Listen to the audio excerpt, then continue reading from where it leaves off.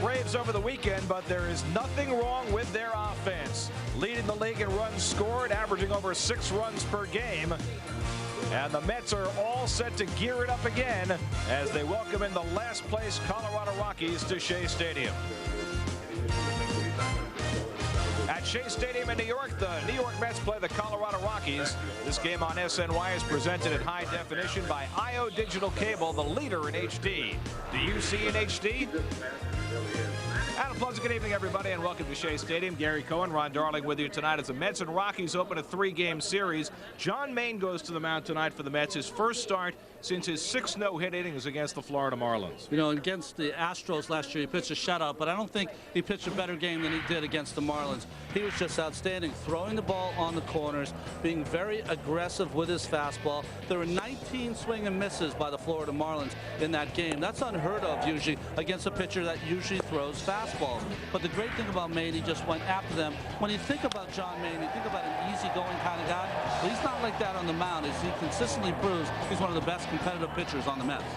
Well, Maine will be facing the Rockies for the first time, and generally Maine is tough for teams facing him for the first time, and a Rockies team that's really having trouble scoring runs. Well, they really are. They've scored 33 less runs than the Mets in 2 more games, and they have a nice middle of the lineup with Atkins, Holiday, and Helton. Other than that, though, they have a utility guy starting at second base, and not a lot of pop throughout the lineup. So this is a game, if you're the Mets and you look a little ahead in the schedule, you say to yourself, well, we got 2 teams that maybe we have a chance to run up a nice record against. 3 with the Rockies and 3 in Washington over the weekend, but the Mets have to bounce back from the loss yesterday against Atlanta, and one of the problems they ran into really for the first time this season was a bullpen struggle. Aaron Howman gave up the game-winning home run, and he talked with Kevin Burkhardt before the game tonight. Aaron, what's your mindset, and any reliever's mindset, after you have a game like yesterday when you don't perform like you want to perform, and you come in the next day? What's on your mind? I think that's the benefit of being a reliever. Is that you don't have to wait 5 days to get back out there and go compete. For any reliever, you got to just kind of forget about yesterday, whether it's good or bad, and move on and keep trusting in the things that you've been working on and the process, and really just go out there and continue to attack hitters and be aggressive. 162 of these. Do fans and media and everyone else take it harder than the actual players do?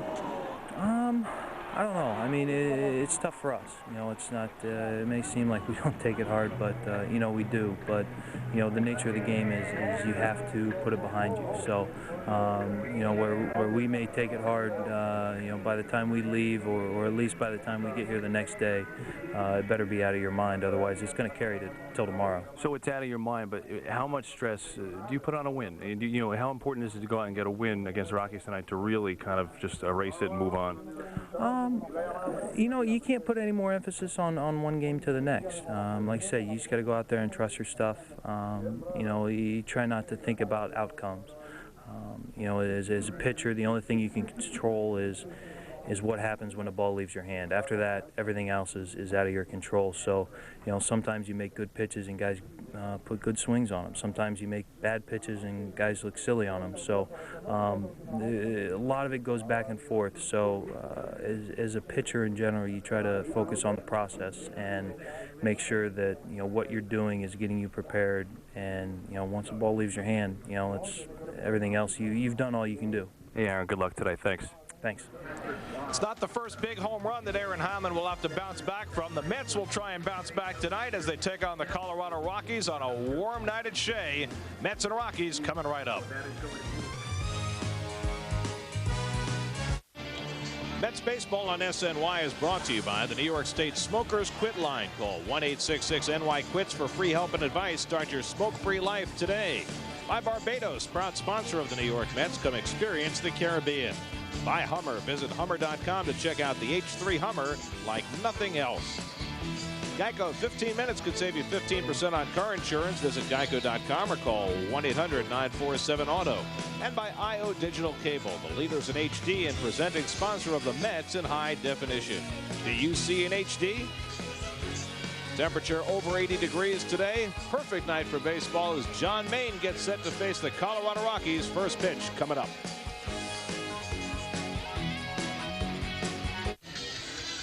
Couldn't ask for a better day in New York, and as the sun makes its disappearance. John Maine makes his appearance, his 4th start of the year. And this is the Ford Rockies lineup that he'll face. Jamie Carroll filling in for the injured Kaz Matsui. Matt Holliday leading the National League in batting.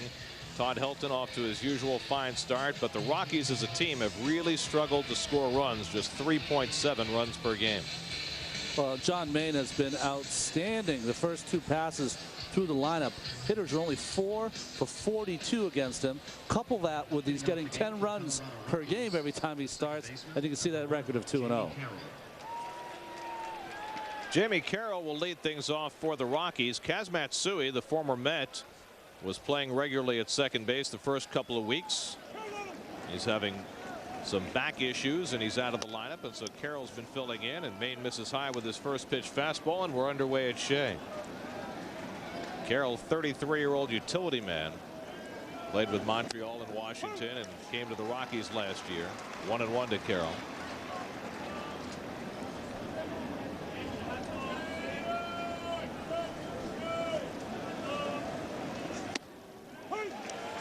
Maine gets ahead on the count, 1-2. John Maine in his last start threw 6 no-hit innings against the Marlins before Miguel Cabrera broke it up with a leadoff single in the 7th. On the ground to Reyes, and Carroll retired for the first out of the game. So 1 out and nobody on. Well, here's the defense for the Mets. Same cast of characters with Duca behind the plate. He's had trouble really throwing lately after hitting his hand, but it shouldn't be much of a problem against the Rockies. You don't run a lot, and when they have, they've been caught 14 times out of 18 attempts, only 4 stolen bases. Defense brought to you by Lexus, and here is 42-year-old Steve Finley playing center field tonight.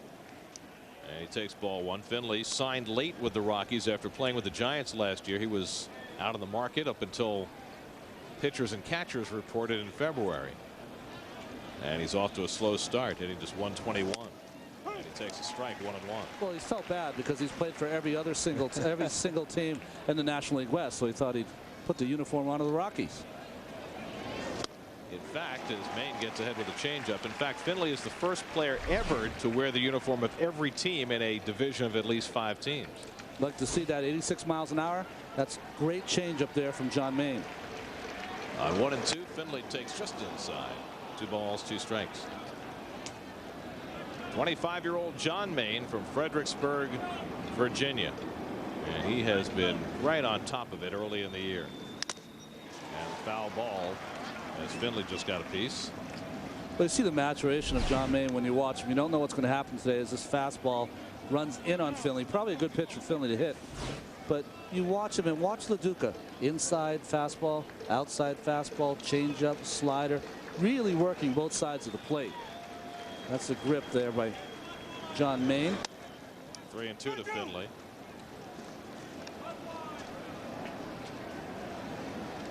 Well, John Maine has been the right guy to go to, the proverbial stopper. And Finley pops it up. Valentin takes charge. And quickly Maine has retired the first 2 in the opening inning. You know, you saw that stat there, Gary. 5 out of 6 times in his last 6 starts following a loss he's won. It's too early in his career for Maine to think that's anything significant, but I will say that he's just one of those guys, of all the young pitchers that we've seen in the Mets last 2 seasons, he's the most aggressive. He's not afraid of contact, and that's something to be said about a young pitcher. Here's Garrett Atkins, the young third baseman for the Rockies. I think a lot of it is getting a lot of that experience in the American League East, where he came up with Baltimore. He's facing Red Sox lineups. He's facing Yankee lineups. And Atkins drives 1 to center, and Carlos Beltran barely has to move, and Maine's got himself a 1-2-3 opening inning. So Jose Reyes and the Mets will come to bat in the bottom of the 1st with no score. 25-year-old Taylor Buchholz making his first start of the year for the Rockies. And the Mets go with their regular starting lineup. This has been the unit that has been out there virtually every day. The Mets have not gotten a home run from either Delgado or Wright this year. It hasn't kept them from leading the league in most offensive categories. Well, as is John Maine, Taylor Buchholz, 25 years old, came over from the trade from the Astros. And he misses high to Jose Reyes, 1-0. It's really a fly ball pitcher, Gary. Good hard fastball, straight though. His pitch is the overhand 12-6 curveball. Reyes off to a phenomenal start. He is in the top 5 in the league in batting average, RBIs, triples, hits, stolen bases, on base percentage, slugging, and runs scored. That's it? That's so far. And on 2-0, Buchholz misses, and he's painted himself into a quick hole with Reyes, with Loduca and Beltran to follow. Mets will try and jump on Buchholz in the first inning. This is his 20th career start. And he throws a strike to the satisfaction of Laz Diaz anyway, 3-1. Interesting, we saw this umpiring crew in Florida. In fact, Diaz had the plate for El Duque's game on Thursday night, and Mets are seeing them right again. And there's ball 4, and Reyes is on base to lead off.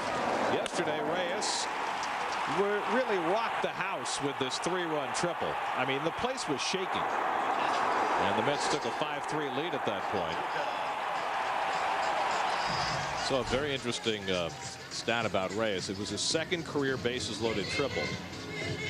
No Met has ever had more than 2 bases loaded triples. The first Met ever to get 2 bases loaded triples. I know who it is. Doc Gooden. You let me know every day about it. Here's Loduca. Reyes not running, and it's ball 1. Buchholz has been fairly easy to run on in his career. 11 of the last 12 have stolen successfully, but none yet this year. Loduca came alive yesterday at the plate with a couple of hits, including an RBI single. He was in an 0 for 17 hole before getting a base hit in the 5th inning yesterday.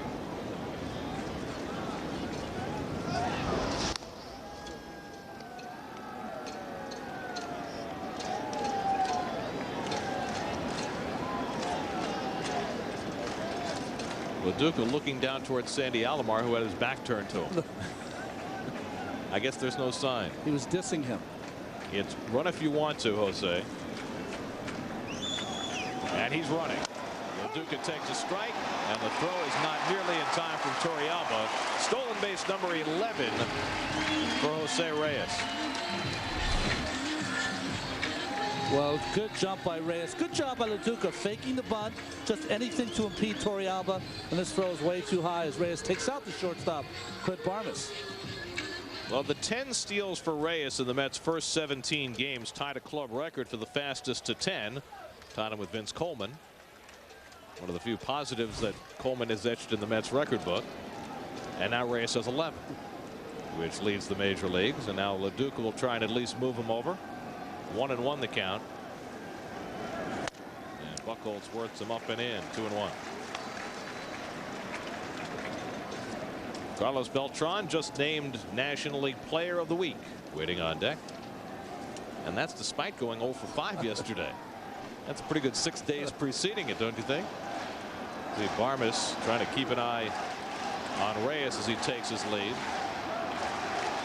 Takes the break to the bag, but no throw by Buchholz. Well, we saw the Philadelphia Phillies with Jimmy Rollins execute that play. Problem there was the pitcher Buchholz wasn't anticipating Clint Barmes, the shortstop, going in behind Reyes, and was a little too late with the turn. And with Barmes as close to Reyes as he is, doesn't it actually make it easier for Reyes to anticipate that pickoff? Yeah, and as close he is to him, you can also feel him behind you. 2-1 to Loduca. Crowds him, but Loduca inside outs it pretty well to right field, and Hawk retreats, and Reyes easily will go to third. It's a nice job by Loduca to advance the runner, and the Mets have a runner at third with 1 out. The center fielder, number 15, Carlos. Well, it's the retail defense for the Colorado Rockies. Finley, aging veteran in center. You see Holiday and Hop. They lead the major leagues in fielding percentage, .990. But I will say the Rockies, on their corner outfield especially, do not cover a lot of ground. And neither do their middle infielders, for that matter, with Carroll and Barmes up the middle. Well, the Rockies and Clint Hurdle are going to bring the infield in the first inning. This is interesting. We haven't seen teams do this early in the season. And Beltran will try and get the run in. Breaks his back. Carroll has got the ball. struggles it momentarily, but no chance for Reyes to break. And so bringing the infield in is successful for the Rockies. That's the second out. Number 21, Carlos. Well, just a fastball that runs away off the end of the bat from Beltran. And you're probably asking, why would Clint hurdle this early in the game, have the infield in? Gary said it in the pregame. They are not scoring runs, so they're trying to keep the Mets from scoring in the first inning. And they're facing John Maine, who's been so good through the early portion of the year. I guess he figures one run could be crucial. So it worked for the moment for the Rockies, keeping that run off the board. Now, you know, if Reyes breaks on contact there, he scores because Carroll bobbled the ball, but that's a hard play. That's an impossible read. As soon as he saw it was at Carroll, he had to freeze. So here's Delgado. Still looking for his first home run. He's driven in 10. And he takes a strike. Watch, his look is, as soon as he sees the ground ball at him, he has to freeze. Once he freezes, no chance, even with the bobble, to try to go home. Although if you're Reyes right now, Gary, Buchholz has not thrown his good curveball. He's not thrown one yet. So you have to anticipate that if that's in the dirt to Delgado. 0-1 to Carlos. And he fists one down the right field line. Angling is Carroll. And so Buchholz is able to work out of first inning trouble. Reyes got to third with one out, but the Mets couldn't get him in.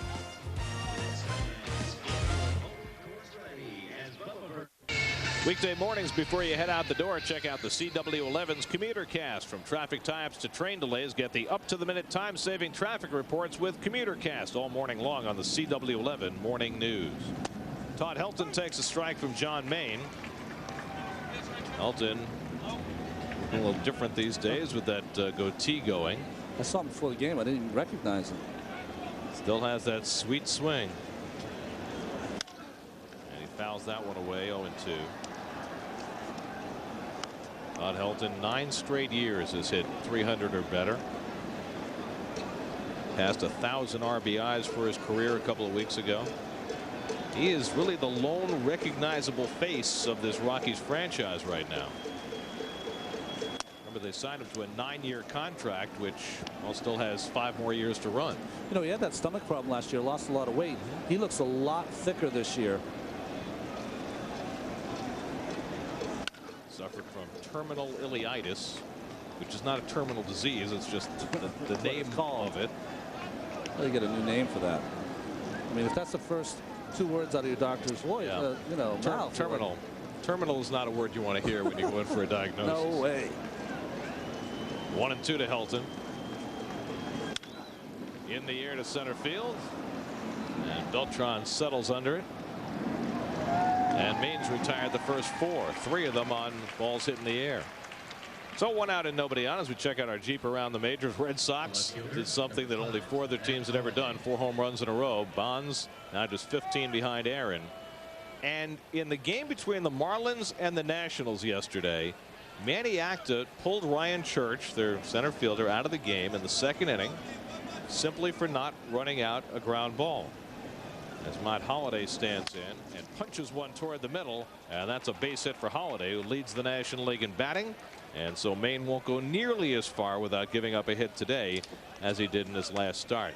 Well, Ryan Church is off to a very good start for the Nationals, and Manny said, I don't care what you're hitting. If you don't run out ground balls, you're not going to play for me. And this is something that I think fans would like to see managers do more of. I think fans like to see it. And of course, when you have a team like Washington that's been struggling all season long, I think Manny Acta is trying to put his stamp on that team and let them know that he expects them, even if they're not playing well, to play the game a certain way. And I think that's, I don't know, not as a former player, as a fan, I love seeing that. I love when guys are reprimanded for not playing the game right, because not only does it teach Ryan Church, teaches all the rest of the guys on that team. And what was interesting about it is that the night before, when the Nationals lost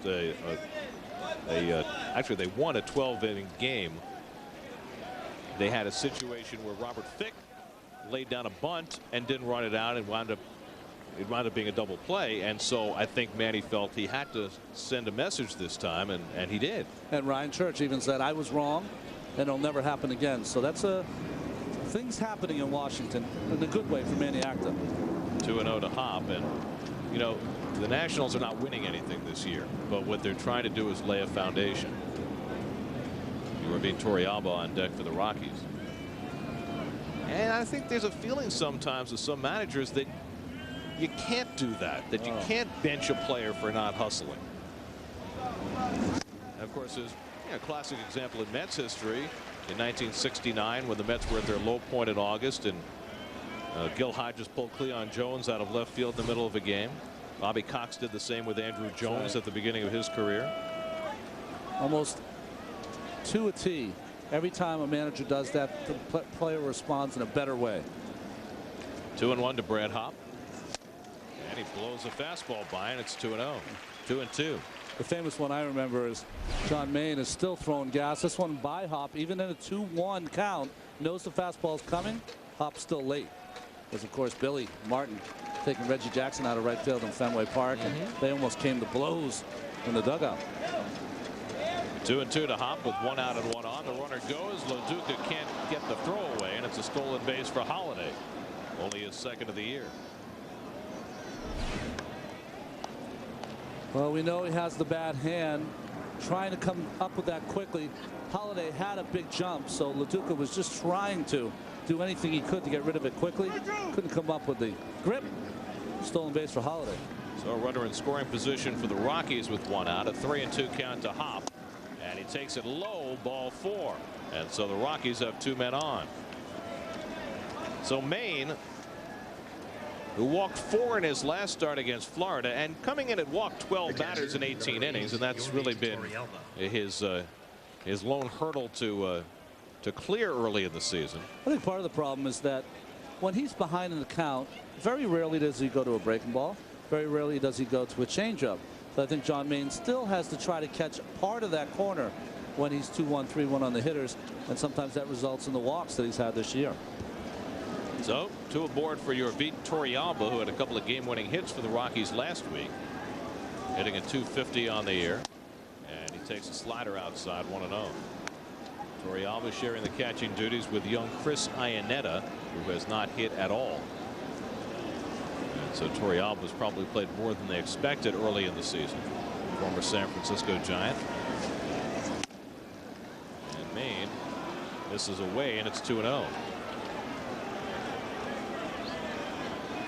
Well, both Iannetta and Tulowitzki for the Rockies came up last season. Young players, and neither of them has hit so far in this early season. On 2-0, Torrealba rockets one to deep left center. Beltran going back right near the wall. He makes the catch. Beltran timed that perfectly. And he takes an extra base hit away from your Torrealba for the second out. Well, very nice. As soon as he hears the dirt, prepares himself to leap. Doesn't have to leap that hard, but just a great, see right here, just a great job by Beltran. The crack of the bat, he gets a nice jump, and you can see him just go right to the advertisement out there in left center field, times it right, and prepares to block himself with that right arm, just shield himself so he doesn't get hurt that bad, and then comes up firing. Just a beautiful timing play by outfielder Beltran. So 2 out and 2 on. Here's Clint Barmas, who fouls one back. Last year, Carlos Beltran won his first Gold Glove, and he certainly is as consistent an outfielder as you could ask for with that long errorless streak. Barmas filling in at shortstop for Tulowitzki, who's sitting for the 3rd straight day. Clint Hurdle was going to put Tulowitzki back in there tonight, but Tulowitzki's been striking out on a lot of high fastballs. And what does John Maine throw? High fastballs, tough. Clint didn't need the computer for that one.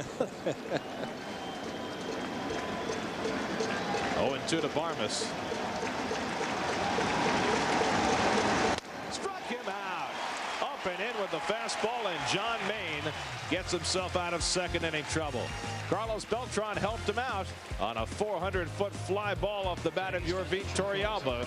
The Mets Gold Glove center fielder was equal to the task. Take the train to the game. Long Island Railroad, Metro North, and Subway customers will enjoy a $10 Mets ticket discount for select games throughout the season. For details, visit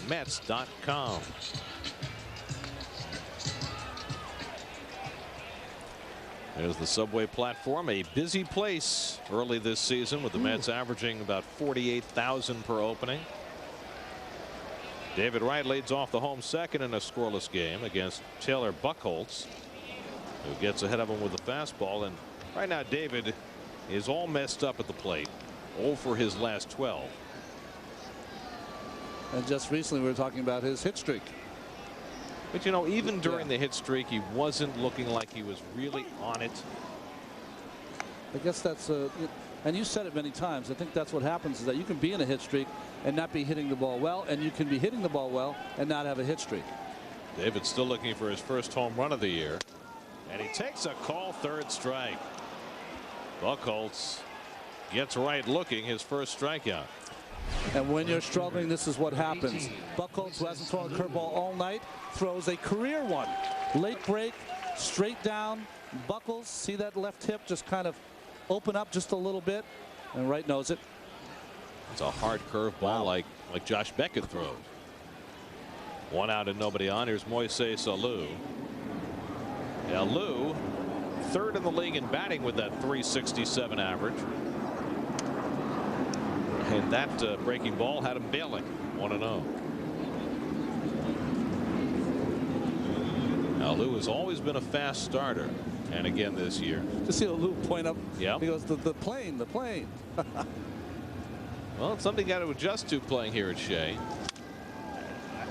Our partner Keith Hernandez never did. No. He hated those planes. As you look at the top 5 hitters in the league, a Rocky and 3 Mets. And a Diamondback. Not as many planes fly over Shea as used to. They've changed the patterns significantly. I mean, it used to be that you would have planes flying over this building every 10 minutes. But now it's a much rarer event. 2-1 to Alou. And the curveball misses. 3-1. As a pitcher, did it bother you at all? Never heard it. In fact, when I came back here in 2000 after being away for 9 years, Mets were playing the Yankees, I said, boy, those planes are loud. I never really ever heard it when you're here. You just kind of block it out. And Alou takes ball 4, and there's the second walk given up by Buchholz. So 1 out and 1 on for Shawn Green as we check out the Mets upcoming schedule. Remember, all Mets home games on SNY are available in HD, presented by IO Digital Cable. Do you see in HD? 2 more with the Rockies here, including a day game Wednesday, and then the weekend in Washington before the Mets pop right back into Shea next Monday, Tuesday, and Wednesday against the Marlins, and then head west for the first time to Arizona and San Francisco. Remember, if you're in the car, listen to every Mets game on Sports Radio 66 WFAN. Well, here's Green, who had himself an up and down day yesterday. Up in the fact that he was 3 for 4, including a home run. Down in the fact that he made the last out of the game and dropped a fly ball in right field that really got the machine started in the Braves comeback. You know, in yesterday's game, they'll probably to go along with the relievers' inability to give, well, their ability to give up those 3-run home runs. 1-1 to Green as you look at Sean's home run yesterday. Just a hanging hook from Smoltz, but you know, I think the Mets pride themselves on their defense. When they were playing better in the beginning of the year, their defense was impeccable. They've had a couple miscues in the last few games. Green and Valentin both with plays that should have been made yesterday that set the stage, and Green pokes another base hit. He's done a great job of going to left field early in the season, and the Mets have 2 men on. Well, it's great here for Shawn Green. See this big hole here? That's how they play him. They play the shortstop up the middle, and that gives them that big hole to shoot it. And if any pitcher, Taylor Buchholz, throws outside the green, he has that hole all season long. So Shawn Green continues to rack up the base hits. That's his 23rd hit. This is the Mets' 18th game. And here's Valentin. Mets have faced Taylor Buchholz once before. It was here at Shea last year when he pitched for the Astros, and Valentin had a home run in that game.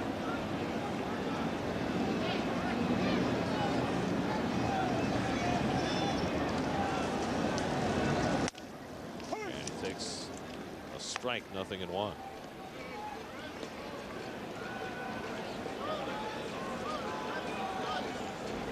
Sandy Alomar keeping an eye on the runner Alou.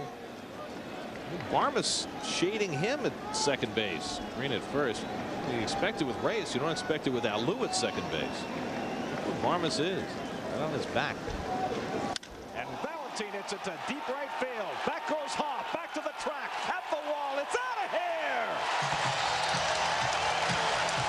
Jose Valentin with his second home run of the year. A 3-run shot. And the Mets go in front 3-0.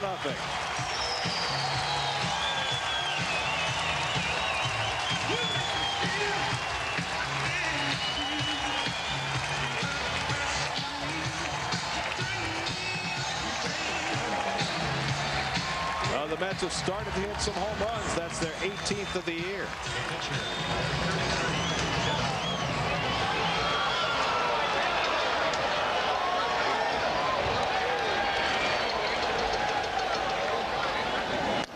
John Maine takes a strike. Well, you have a fastball hitter going against a pitcher who loves his fastball, and Jose Valentin is heating up. And Maine bloops one beyond Carroll and into right field. And so John Maine, who had just one hit all of last season, now has his second of this season. Taylor Buchholz started. Well, you see the defense here. Carroll playing just straight up. This ball jams John Maine. Carroll got a good jump on it, but just so well placed.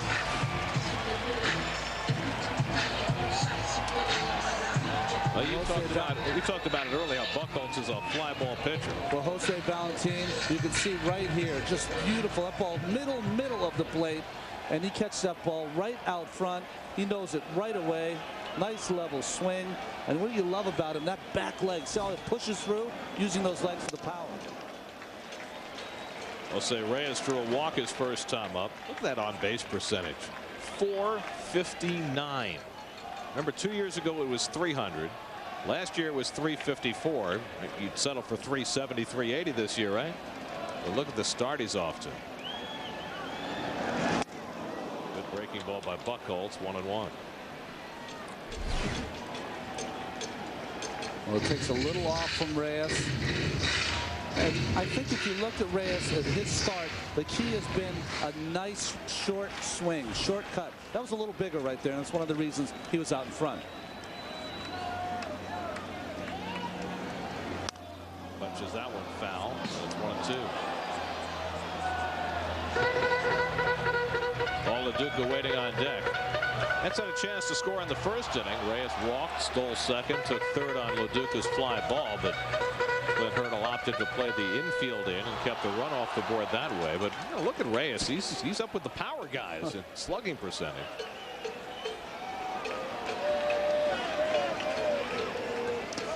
Breaking ball in the dirt, came up and hit Reyes right underneath the bill of his helmet. That's just a bad bounce. He's able to smile about even that. That was a pretty good play by Torrealba to block it at all, but it comes off his chest protector right up into the face of Jose Reyes, and that's good. See his face, you say to yourself, boy, why was he kept? That's what you do as a hitter. You want to look that ball all the way in, even if it bounces. 2-2 to Reyes. He lays off the curveball, and it's 3-2. Well, Reyes, after falling behind in the count, working his way back in. Just concentrate on his head, Jose Reyes. He follows this ball all the way into the glove. That is beautiful hitting. That's a pitch that would have struck him out last year early. He's improved so much. Maine at first and 1 out, 3-2 to Reyes. And he hits one in the air foul. And that'll settle in the box seats. You know, every time, Gary, he takes one of those 2-2 curveballs down in the dirt, it's almost Reyes letting the whole league know, hey, listen, I don't swing at that anymore. Right. So you need another weapon. The scouting report has to change. And so then the question becomes, how do you pitch Reyes right now? Well, we saw him on the changeup a little out front. That might be a choice for Taylor Buchholz here. I just don't think Taylor Buchholz has enough petrol. Doesn't throw hard enough to throw a fastball by Reyes. He threw a 90-91 early in this game. Buchholz, a native of suburban Philadelphia, who was first signed by the Phillies. Heartbroken when traded to the Astros. Was in the deal for Billy Wagner. Chopped. Carroll gets the out at second. There's no way that Barmes is going to turn that over against Reyes. So the inning continues with Reyes aboard and 2 out. Well, this pitch was maybe too close to take, but you can see Carroll playing straight up. Ground ball, nice play to get it to Barmes. Don't really know why Barmes even threw that ball to first base. That's one you stick in your pocket with the way that Reyes runs down first. Yeah, but what's the difference? If he throws it away, Reyes is at second. He'll probably be at second in a minute anyway. You see Reyes, he's so fast on a double play, he can slow it down. Well, Reyes stole his 11th base in the first inning. Pretty good bet to go here with 2 out. So they pitch out, and Reyes smartly doesn't go. Well, Buchholz gave it away. He did not look at Reyes at first. He took his time throwing it to the plate. He went really quick. That just tells the base runner right there. Something's different in his windup. Something's different in the way he's going to the plate. No way I'm going to run. Would you pitch out again? The problem with pitching out twice is that, of course, the obvious, you can go to 2-0, but he might steal it on you anyways. He has done that already this year, stolen on a pitch out. He has been caught twice, once of those on a pitch out. It's a pretty healthy lead now, and he is running. Torrealba's got a good arm, but not good enough to get Reyes. 2 steals in 2 innings, and a dozen for the season for Reyes. Oh, Shay's talked about stealing 80. He's on a pretty good pace now. Well, what this tells Torrealba is that I can get the perfect pitch, I can make the perfect throw, still can't get him. Great jump by Reyes. 1, 2, 3, 4.5 steps before that ball was delivered.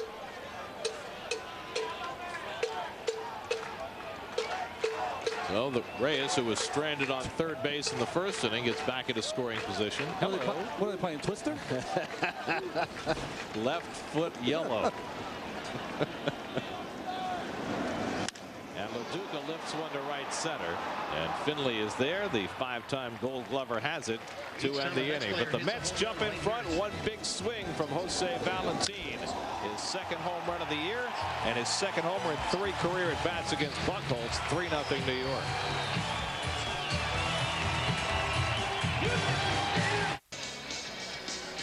The NFL draft is all weekend at Radio City, and SNY's Jets Nation crew is on site with full coverage. Jets Nation Draft Day 07 live Saturday at 11 a.m. and 9:30 p.m. Then Sunday at 10 a.m. and 9:30 p.m. only on Sportsnet New York. Hope you got all those times straight. I've never understood that people sit there and watch that draft hour after hour. You got to be committed, right? I don't get it.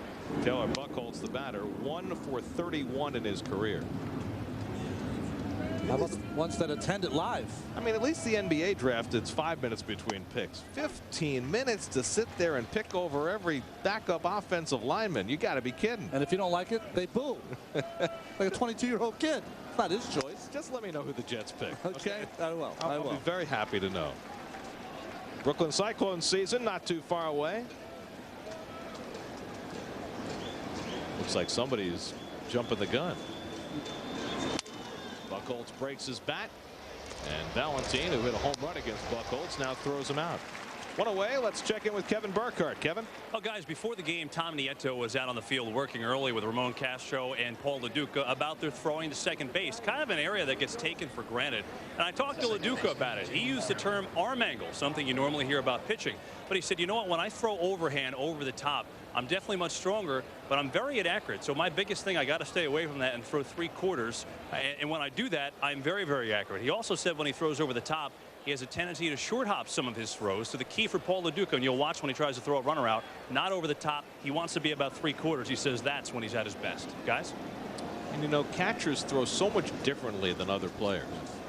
With Jamie Carroll taking a strike. Well, you see Tom Nieto, there was 2 things he was talking about there. One, trying to get their weight forward so they have that momentum towards second base. And the second thing is not patting the glove, taking the ball straight to the air and straight to second base. No wasted motions, gives you a better chance. It's 126 feet from home plate to second base. It's a very hard throw to make with a short arm action like catchers have to do to get there quickly. Carroll grounded to short his first time, and he pops it up. Reyes retreating. And quickly there are 2 out. And you know, you take it for granted, but the timing in throwing out a good base runner like a Reyes or somebody of that ilk, it's almost impossible to do. I mean, everything's got to be perfect. Everything's got to be perfect, and I think that the ones that do it well obviously have a great arm. If you have a better arm, you can make up for some mistakes.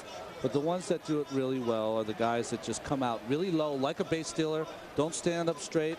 That guy used to do it pretty well. And then accuracy. Accuracy gives you a shot. Steve Finley takes a strike. You know, guys, it's also interesting. I was asking Paul what the deal is with Ramon Castro, so what he works on with him.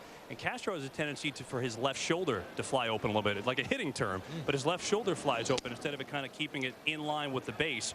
So, you know, you could see both guys a little bit different, but that's what they were working on today. Well, with the pitcher, your shoulder flies open, the ball tails, right? Up and away. So that's the one that goes into center field, E2.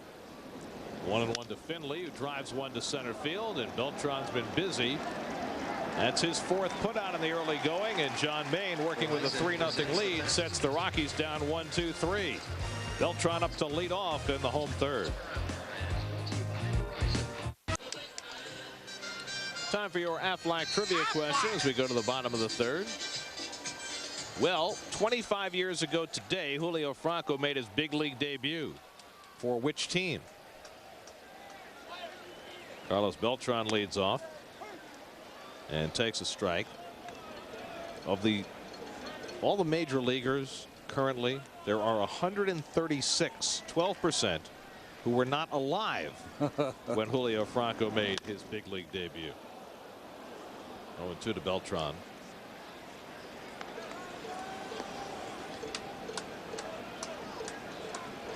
Beltran, who is tied for the league lead in RBIs. Look at that. Wow. And he fully intends to play till he's 50. He'll be 49 this summer. And probably will make somebody a heck of a manager if he wants to when he's done playing. And now Buchholz is called for going to his mouth on the mound. That's ball 1. He didn't know what he wanted to do. He started in the stretch, and then he went from the windup with no one on base, and he's trying to the stretch. And Apodaca's like, you gotta be kidding me. Former Mets pitching coach Bob Apodaca, but Buchholz bounces back by striking out Beltran with a breaking ball, and that's his 2nd strikeout. Well, we've already seen the great breaking ball to right. This one down and in. Tough pitch to handle for left-handers because they love the ball down and in. How about that? Murph. I don't think I've ever seen one of those. That's an outstanding job by that fan. Bob Murphy's #1 fan.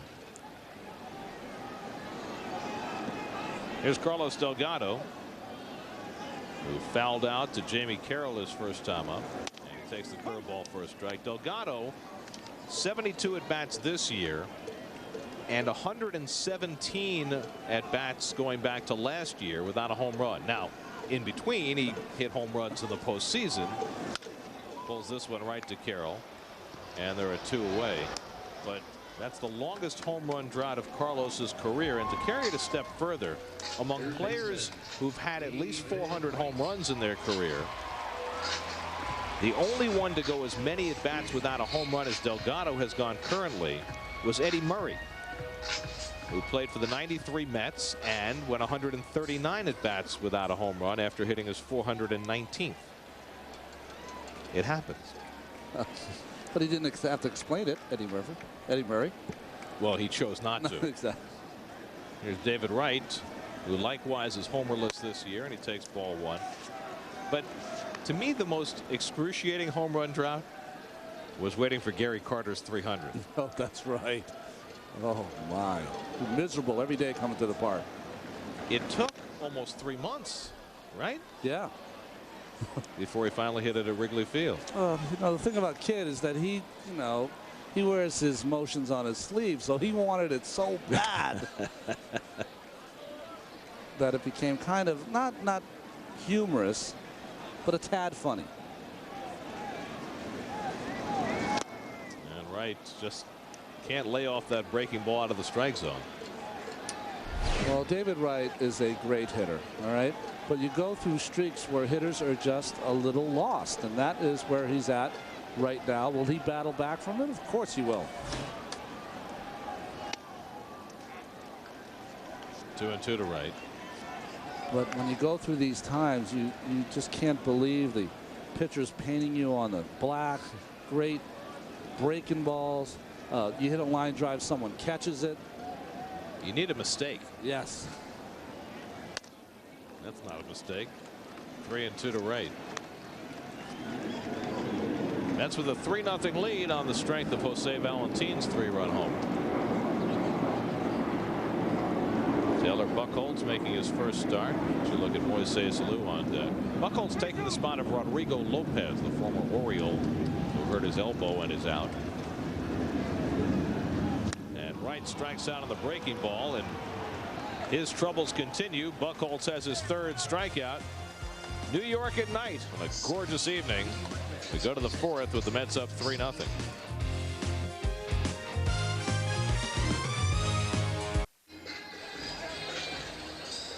Well, John Maine allowed just 2 hits in his last start. He's allowed just 1 so far tonight. He'll face the heart of the batting order for the Rockies. Garrett Atkins leads off. Atkins had a huge year last year with Colorado. You probably never heard of him if you're a casual fan, but he drove in 120 runs last year. Hit 329. And he takes a strike, and he only seemed to do all of that damage against the Mets. Yeah. 6 games these two teams played. He drove in 10 runs and hit over 500. A little check swing tapper back to Maine, and Atkins now 0 for 2 against the Mets this year as Maine continues to befuddle them. In 2007, Hyundai, the Mets, and Sportsnet New York are teaming up to strike out cancer. For every K the Mets pitching staff registers, Hyundai, the Mets, and Sportsnet New York will make a donation to the Hope and Heroes Children's Cancer Fund. If you'd like to help, please go to www.hopeandheroes.org. Here's Todd Helton up for the second time. And he drives one toward the gap in left center field. Beltran gets over to cut it off. Helton will think twice about trying to challenge Beltran, and wisely so. He'll settle for a single. Well, Beltran is shading. You can see he's playing straight away, so that allows all this area here for Todd Helton, who one of the reasons he's such a great hitter, he uses all the fields, gap hitter, this one in the gap, but if you stay with it, watch Beltran's throw. This is some kind of arm. Helton thinking about it. There's just a seed from Beltran. No hop, straight to Jose Reyes. Here's Matt Holliday back to Maine. Has to hurry to think about 2 and doesn't even bother. I think he forgot there was a runner at first base. That was odd. Well, this is a little bit of the mind meld here, is that you got to know as a pitcher, this is a one hopper to Maine. Crow hop, go to second, plenty of time. Neither guy runs very well, but instead he panics a little bit. Looks like he might have lost the grip a little and decided to go for 1 out. But there's a play that, you know, John Maine's got to make that play. He knows it, and I think you're right, Gary. I think he just forgot that there was a guy on first. And he knew immediately because he started shaking his head. But, you know, this was what Willie Randolph dealt with last year quite a bit with Maine, about just losing concentration every now and again. Here's Brad Hopp taking ball 1. And, you know, there were times last year where Willie would go out to the mound and just try and refocus Maine after a couple of walks or something like that.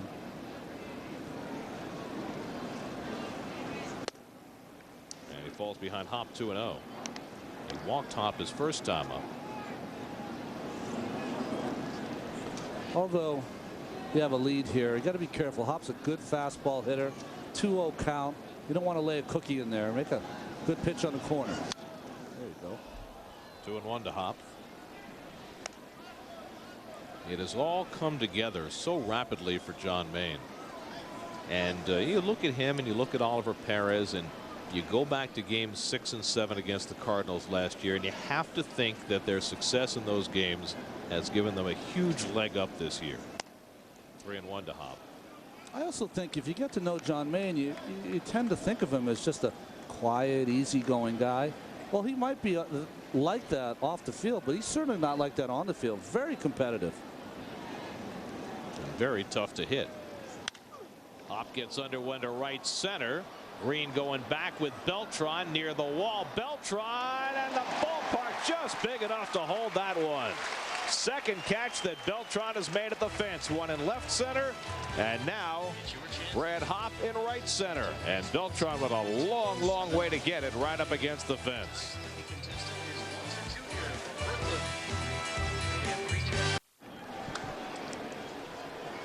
Time for the SNY text poll of the game. Tonight's question: Barry Bonds hit .740 yesterday. When do you think he'll break the record? July, August, September, or not this year?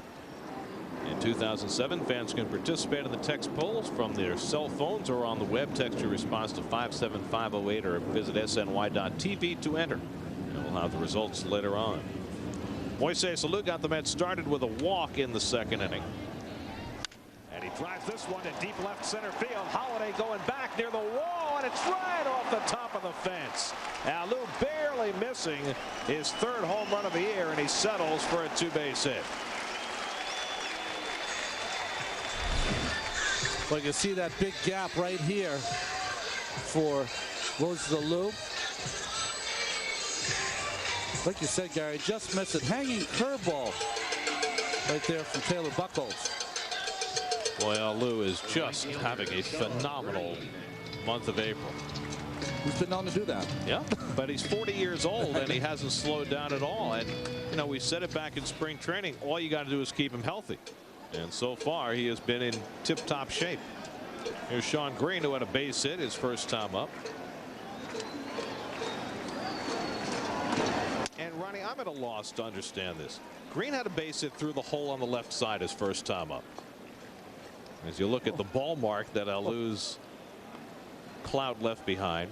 But you got Clint Barmes, the shortstop, playing right behind Moises Alou, who's not going anywhere, leaving that hole open and short. I just don't get it.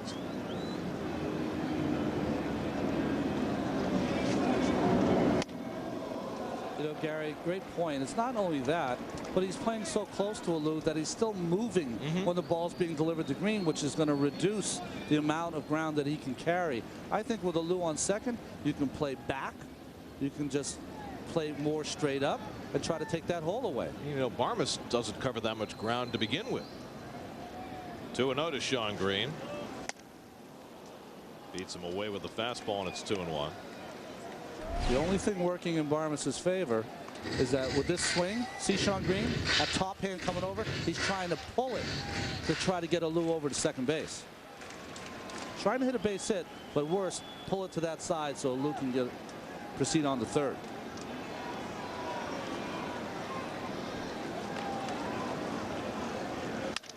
Back to the mound, and after juggling it, Buchholz had the runner hung up and ignored him. So after Maine ignored a base runner in the last inning, Buchholz does the same. He had Moises Alou dead to rights, hung out between second and third, and ignored him. Mets get a huge break there. Alou to third with one out.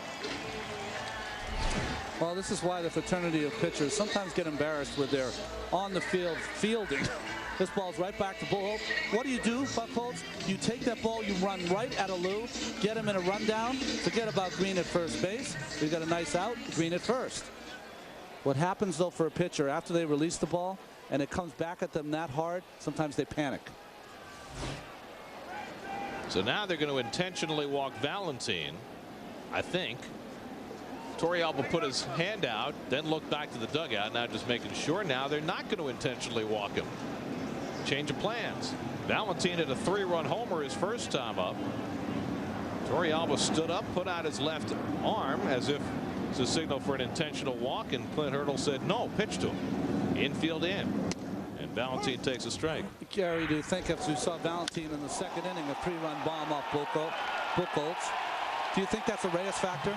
Because if you walk Valentin, then you have to get a double play from Maine. If you don't, then Jose Reyes comes up with men on base. Well, if you walk Valentin, Maine's probably going to try and bunt Valentin to second. And then you got Reyes up with second and third if that works.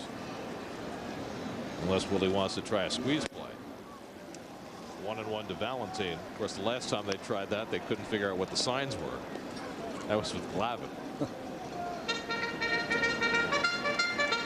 Well, you know, if you use it once every 3 years, you're going to have a little problem with that, you know. It's hard to keep track of the signs for that long. Glenn Hurdle in his 6th year managing the Rockies. Former Met. And Valentin drives this one to center, and that'll get the run in. Finley will make the catch, and Alou can walk on in. 4th RBI of the night for Jose Valentin. 4-0 New York.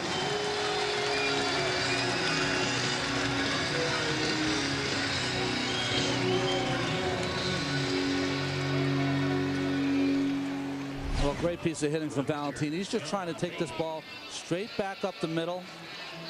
Look at that eye. Eyes on the ball. He just drove that. You want to hit a fly ball deep.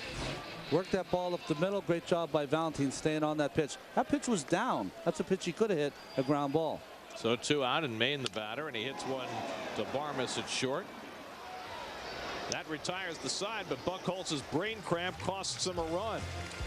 Valentin cashes it in, and it's 4-0 New York. This copyrighted telecast is presented by authority of Sterling Mets and may not be reproduced or retransmitted in any form, and the accounts and descriptions of this game may not be disseminated without the express written consent of Sterling Mets. This year, when you can't be home to watch your Mets on SNY or CW11, check out MLB.tv. You can log on to the internet to watch every out-of-market Mets game of the season live, catch those you missed on demand, or listen to every radio broadcast live. Sign up today for MLB.tv, an unparalleled live baseball experience. For more details, visit Mets.com, where baseball is always on. John Maine with a 4-0 lead as your Torrealba, the number 7 hitter, leads off for the Rockies and takes a strike. A guy we've talked a lot about. When a pitcher has some runs to work with, how does he put up a 0? Well, when you're looking at an inning, you have to say to yourself, I got 7, 8, 9. I got a chance to get through this lineup, turn it over. And what you have to do is almost trick yourself. I used to try to trick myself. It's not 4-0. It's 0-0. And go from batter to batter, pitch to pitch, trying to make sure that you put up another 0. And Torrealba tries to hold on the slider and did in time. Well, for one thing, John Maine's getting used to tricking himself, if that's what it takes. As you look at that last check swing, and it looks like he might have gone around. I mean, he's gotten more runs than anybody this year. Mets have averaged 10 runs per game in Maine starts, and they've gotten 4 more tonight. And as a pitcher, you got to stay on that day. If the pitching coach comes over and says, hey, you want a day's rest? You know, we'll give you a little extra day's rest. No way. I want to stay right on this day. That's where the runs are coming. Rick Peterson has done a wonderful job with John Maine, getting him to believe that he can expand his repertoire. As Torrealba grounds one to Reyes, plenty of time with the catcher running, and there's one away. The funny thing about it is, for all they've expanded him, he's still a high fastball pitcher. He gets most of his outs that way. Let's go to the studio. Baseball night in New York, and Matt Yaloff. All right, thank you very much, Gary. Yankees in Tampa, and that's Alex Rodriguez. I know you know who he is. Here it is, number 13 on the season. His 13th in April. That ties an American League record. 4-2 D-Rays, though, in the 4th, Gary. Just one shy of Albert Pujols' major league record for home runs in April, and he's got himself another week. Clint Barmes up with 1 out. And he takes outside, but the Devil Rays getting 4 off Kei Igawa in the 2nd inning. And Barmes takes a strike. What do you think about last night? Not so much the Red Sox 4 home runs, but Joe Torre for the 2nd time in the first 3 weeks of the season, bringing Andy Pettitte on in relief. Well, I'll simply say it this way. I think that what happens is, you know, Joe Torre has had all these World Series wins, but managers sometimes, I think, make mistakes, and it's a mistake to me. Short run? No, I don't think it's a mistake in the short run. Andy Pettitte's one of the best pitchers on your staff, but it's the long run. Andy Pettitte's had some problems with his elbow. You don't want to make sure that he's doing all his throwing in game situations. So, I don't know. I think it's putting a lot of stress. And Valentin goes into the slide, and he can't make the catch. I'm not sure if anybody called there, and Valentin and Green both leaving their feet. It's a foul ball. Well, you see where they start out. Valentin's here. You can see Sean Green out there. Long way for Valentin and Green. Just placed right on that line. You see Valentin gets a good jump. Green is hustling in there, hat off, but just well placed, right, just foul in between the 2 fielders. Like Valentin might have gotten his leg up in Green's face at the end of this play, but Sean's okay. So Barmes with a life at 1-2, but can't take advantage as Maine blows him away for the second time. Same pitch he got him on the first time. And those are the only 2 strikeouts for Maine tonight. It's that high fastball. Once it gets above the letters, John Maine throws it above the letters, it just takes off up and in and out of the strike zone. And you see frustration on Barmes because, you know, before the game they said, hey, Clint, you got to get the ball down. Do not swing at any high fastballs. Of course, the irony there is Buchholz stands in and loops one into shallow right, and Buchholz has just his 2nd career hit, coming in his 33rd career at bat. And a 2-out base runner. The irony is that they sat Tulowitzki tonight because they know he's vulnerable to high fastballs, and that's how Barmes has been getting himself out. Well, the pitcher Taylor Buchholz was able to get on top of this fastball, gets jammed, of course, and just well placed to right field. Only the 3rd hit off John Maine, only the 11th hit off Maine in 23 innings this season. That is some fast start. Here's Jamie Carroll, who's 0 for 2. And he lifts one foul.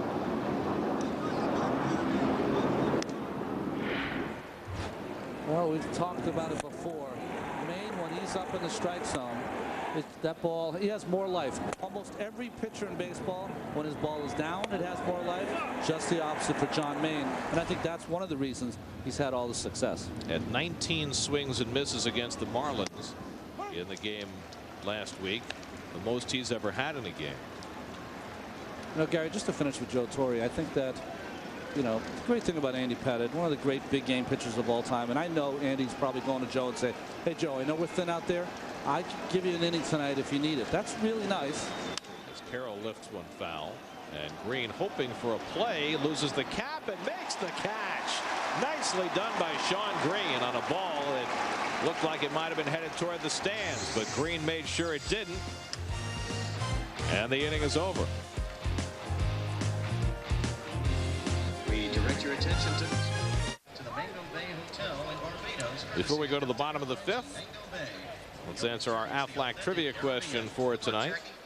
Leo Franco made his big league debut 25 years ago today. For what team?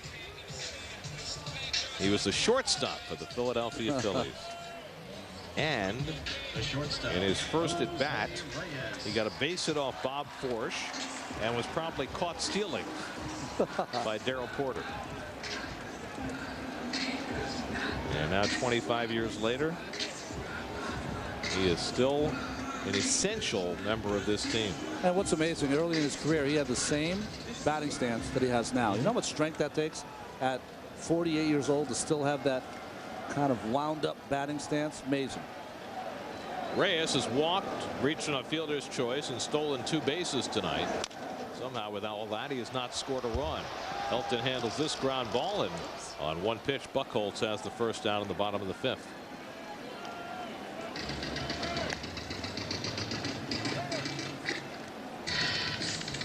So 1 out and nobody on, and now Paul Lo Duca comes up. You wanted to finish your thought on Joe Torre and Andy Pettitte? Well, I just, as a manager, I think you look at it this way, is that, you know, you're playing against the Red Sox, and I think everyone can get caught up in that series sometimes and forget that it's April. But boy, I'll tell you, I'd hate to come down to June or July and lose Andy Pettitte for a couple of weeks because his arm's barking. I don't know how he can live with himself if you have one of your best pitchers out there getting his work in between starts, going against the Red Sox at Fenway Park. Duca's flied out twice, takes ball 1, and I think it offers a sharp contrast to look at the way Willie Randolph handled his bullpen here yesterday in a rivalry game. It may not be the same hype and tension of a Yankee-Red Sox rivalry as Lo Duca lines a base hit. And the Mets have their 5th hit of the game. A 1-out single for Lo Duca. Well, Lo Duca is another one of those guys that sprays the ball all over the ballpark, and much needed hit from Paul Lo Duca. Nice and short. Got those socks up high to try to change his luck. And fastball on the outside part. Lo Duca right on the plate. That becomes almost middle for him. So 1 out and 1 on for Beltran, who's had a rough night at the plate so far. Grounded out with a runner at 3rd in the 1st inning. Struck out in the 3rd. And Beltran takes ball 1 from Buchholz. But you know, Willie yesterday didn't play the game as though it was the 7th game of the World Series. And I asked him about it today. He said, first of all, Joe Smith wasn't available yesterday. He pitched a couple of days in a row and had a little twinge in his elbow, but he's okay. Just needed the day off. So that affected the way he used his bullpen. And the other thing he said, especially with guys like Burgos and Schoenweiss and Smith, guys he hasn't had before, he's going to take the first third of the season, those are his words, he said the first third of the season, to use these guys in different situations and see what they can do. That he doesn't have set roles for anybody other than Billy Wagner in that bullpen, and that he wants to find out what guys are capable of so that he doesn't have to experiment in August and September. Well, I think their quick start has allowed him to do that. I also think that even though it's not as popular as the Yankees-Red Sox series, maybe it's not as popular as American Idol, it's still an audition for these pitchers as they're trying to show Willie Randolph where they fit in. And don't forget, Guillermo Mota is coming back at some point, and he certainly is going to have a position on this team. So someone's going to have to find out. Well, Willie wants to find out who belongs on that team. There's Zach McClellan getting warmed up quickly in the bullpen for the Colorado Rockies. 2-2 to Beltran, who started the day tied for the National League lead in RBIs. There you see what the Met bullpen has done even after yesterday. First 3 of those runs yesterday against the pen were unearned. And Beltran hits one to deep center field. Finley racing back to the warning track near the wall. He jumps and makes the catch. Couldn't do it against Todd Pratt, but he pulled in Beltran's ball, and that's the second out. Well, you can see where Finley is, very deep. I think that's what allows him to make the play on this ball. If he's playing shallow a la Aaron Rowan, hard to make this play. He gets back there in time and is able to brace himself and even turns himself with his back to the wall and just judges the right time to leap on that drive by Beltran. Well, Finley's made that play many times in his career, but there was once when he didn't, and that was here on an October afternoon in 1999 when Finley was playing for the Arizona Diamondbacks and made a jump for Todd Pratt's game-winning home run in Game 4 and didn't catch it. And everybody in the ballpark, including Pratt, thought Finley was going to catch the ball. And Pratt stopped between first and second because he expected Finley to catch the ball, and he came up empty, but he caught it this time. Well, the only difference here is he didn't get all the way to the wall before he jumped. I remember that Pratt ball, the wall almost stopped him as he tried to leap. It dug into the middle of his back. And the area where he jumped, which was a little further to the right for Pratt's ball, was where the gate used to open out there as Delgado takes low, and there was just a little bit of a depression in the dirt on the warning track out near that 410 mark that Finley stepped in right before he made the leap. Not there anymore quite the same way. They've evened out the dirt since then. With depression because of the traffic that will come in and out. They rolled the batting cage out there through that gate in that center field fence. Delgado is 0 for 2. Oh, and he gets nailed on the arm. That one hurt. Right on the back of his hand, it looked like.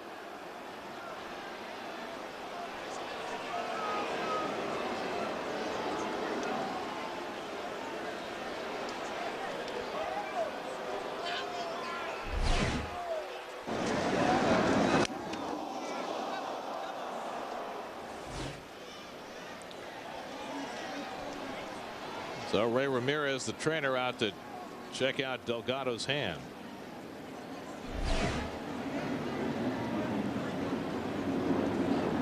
Well, Buchholz has been throwing him inside. That looks like it caught him not only the outside of the left hand, but also part of the fingers.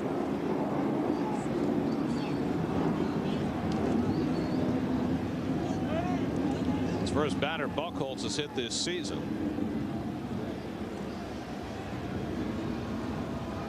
Whatever happened to ethyl chloride they used to spray on those? No longer. Because they want you to feel the pain. They don't want you to numb it. Yeah. You numb it, you got a chance to hurt it worse. Bob Keppel, former Mets #1 draft pick, who pitched a little bit with Kansas City before coming to Colorado, just called up the other day by the Rockies. And we'll see if Delgado's okay.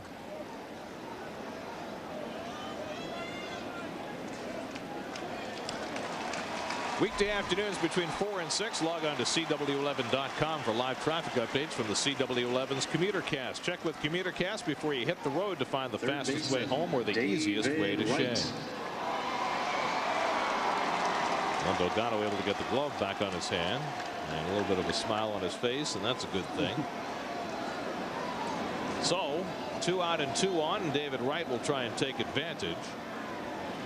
David has been up twice and struck out both times after striking out twice yesterday and twice the day before that.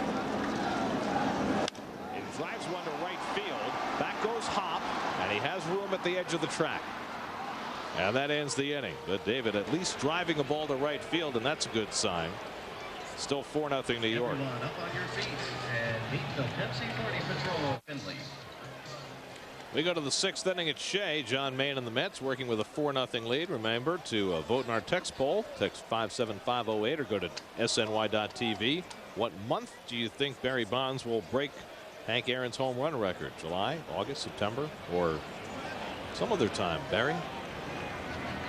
The way he's going, sooner rather than later, it looks like. He says, Barry was quoted yesterday as saying he feels like he did 3 or 4 years ago before the injuries started to creep up on him. That's a dangerous sign for National League pitchers. Steve Finley bluffs a bunt. You know, one of the things that keeps him from hitting it even more is that he's not always pitched to, of course. But if you take A-Rod out of the equation, Barry Bonds 10 is a pretty easy month for him when he's on top of his game. So you do the math, it gets him there pretty late in June. John Maine's allowed just 3 hits. He's walked 1, struck out only 2 tonight, struck out 7 his last start. And Finley drives one the other way, hit well. Alou back near the wall, and it's off the wall on a hop. And Finley pulls into second base with a leadoff double. So 42-year-old Steve Finley hits it over the head of 40-year-old Moises Alou. Well, you know, he's been struggling, Finley, and Moises Alou in left field. What happens a lot of times is you play a little shallower against Steve Finley because more of a pull hitter. And I think he got Alou on this one, just sending it over his head. But well hit ball. That ball was driven to left field. That was not a fly ball to left. So only the 4th hit off John Maine in the first extra base hit. Here's Garrett Atkins, who's 0 for 2. And he takes low.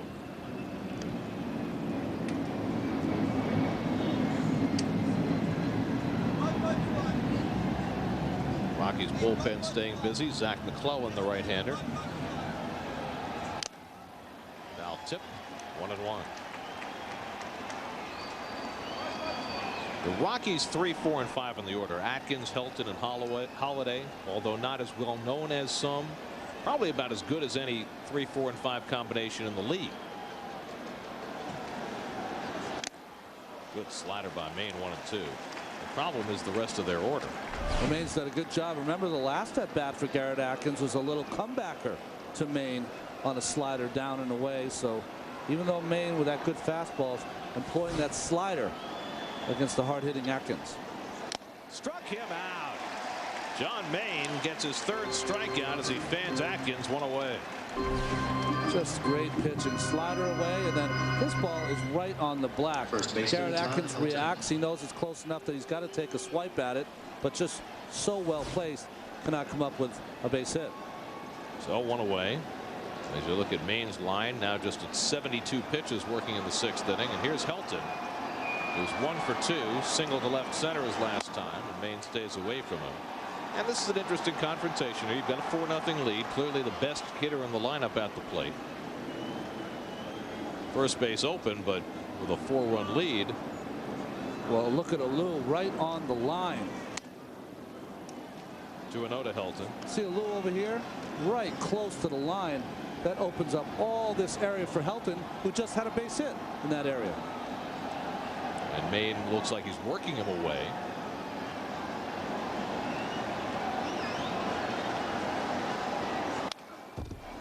Came in on him, and Helton with a big cut. 2-1. We're trying to figure out whose beard that looks like. I was going to say, go ahead, you say. I was going to say Ken Caminetti. That's what I was going to say. That's pretty funny. That's funny. Just because it goes so far down Yeah. the way Caminetti's did. 3-1 now to Helton.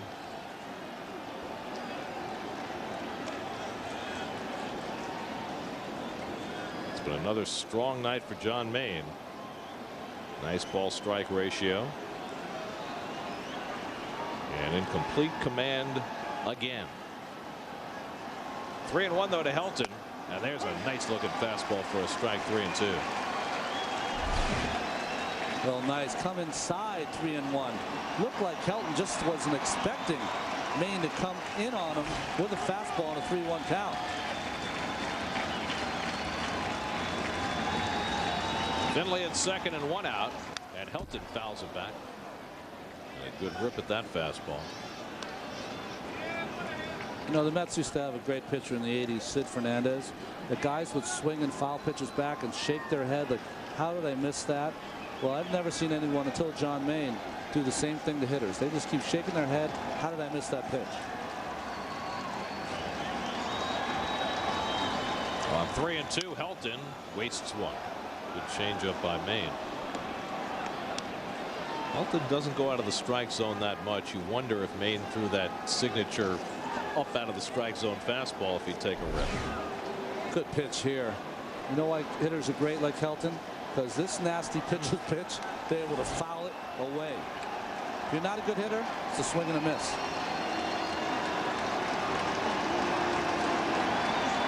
And he missed high and well out of the strike zone. Not a pitch that he'd even considered chasing. And that's Maine's second walk. So Matt Holliday gets a crack at it. Holliday, who came into the night leading the National League in batting. And again, you know, most fans haven't heard of Matt Holliday. Matt Holliday won a Silver Slugger in the National League last year. 34 homers, 116 RBIs, a .326 average in a year in which offense at Coors Field was down. But Holliday, whose dad has been a very successful college baseball coach, Texas, Oklahoma State, and he is one good hitter. And he takes a strike with a changeup, 1-0. When Holliday was at Oklahoma State, occasionally some of the players would babysit for young Matt Holliday. One of them, Jeremy Burnitz. Line drive, base hit. Finley turns third. He's being waved in by Mike Gallego. Not a good throw by Beltran. And it's cut off by Delgado. He did hit the cutoff man. Holliday with the RBI, his 11th. And the Rockies are on the board. It's 4-1. Well, you see, playing so deep, Beltran, hanging slider from John Maine. Came up throwing, but kind of slipped. You see that ball, one hop to Delgado. Did not get behind it. And Finley, who still runs well, more and more you see hitters looking over their left shoulder. Very strange. Just pick up your coach. So Holliday with the RBI hit. Rick Peterson will run to the mound before Maine goes after Brad Hopp, who all of a sudden is the tying run at the plate. Can you imagine having Jeremy Burnitz as a babysitter? He'd be the world's greatest babysitter. Hey, dude. Hey, dude, all the candy you want. Stay up as long as you want. You know, watching a long summer like 12:30. They couldn't go surfing in Stillwater, Oklahoma, though. That's right. Joe Smith, who had the day off yesterday, very definitively not the day off today. Joe Smith has quietly become sort of the save guy in the middle of the game. If you need someone to come in and get you out of trouble, it's been Joe Smith so far. Well, not only hasn't he allowed a run as Brad Hopp takes the breaking ball low, but Smith has stranded 9 of 10 inherited runners. That's what Chad Bradford did last year. By the way, Bradford's pitching great for Baltimore. And Steve Traxel had a great game for the Orioles last night. Got his first win. Good fastball by Maine, 1-1. The Orioles have won 4 straight. Again, fastball upstairs. Hop has seen a lot of fastballs, though. He's had a couple of them that he's just missed in the strike zone.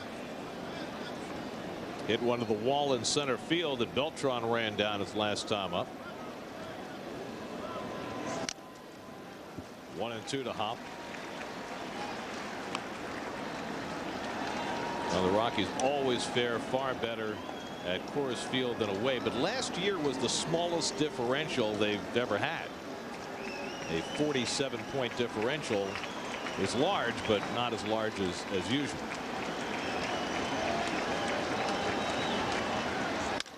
Ground ball. They'd have to hurry to get two. Valentin bobbles, and that costs them the double play. Nice job by Reyes to get out of the way of the hard sliding Holiday.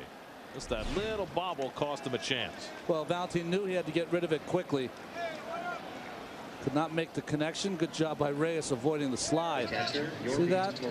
It's almost like he took his eye off it real quickly to try to get rid of it quick, but still, that was the only way he could get Brad Hopp, who still runs well.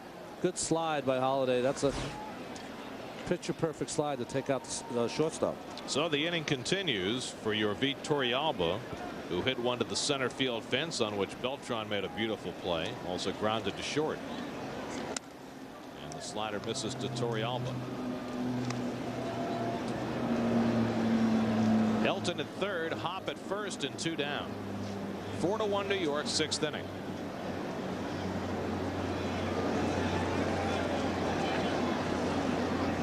And Torrealba pops it up. And Maine should be through the inning. Valentin calls, and the inning is over. So Maine is able to limit the damage to 1 run. And Moises Alou will come up to lead off for New York.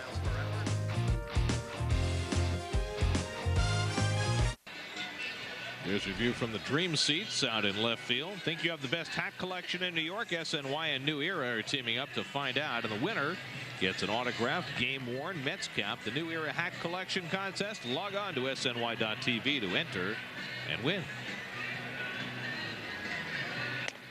Oh, you even got a monitor out there in the dream seats. You watch yourself on TV.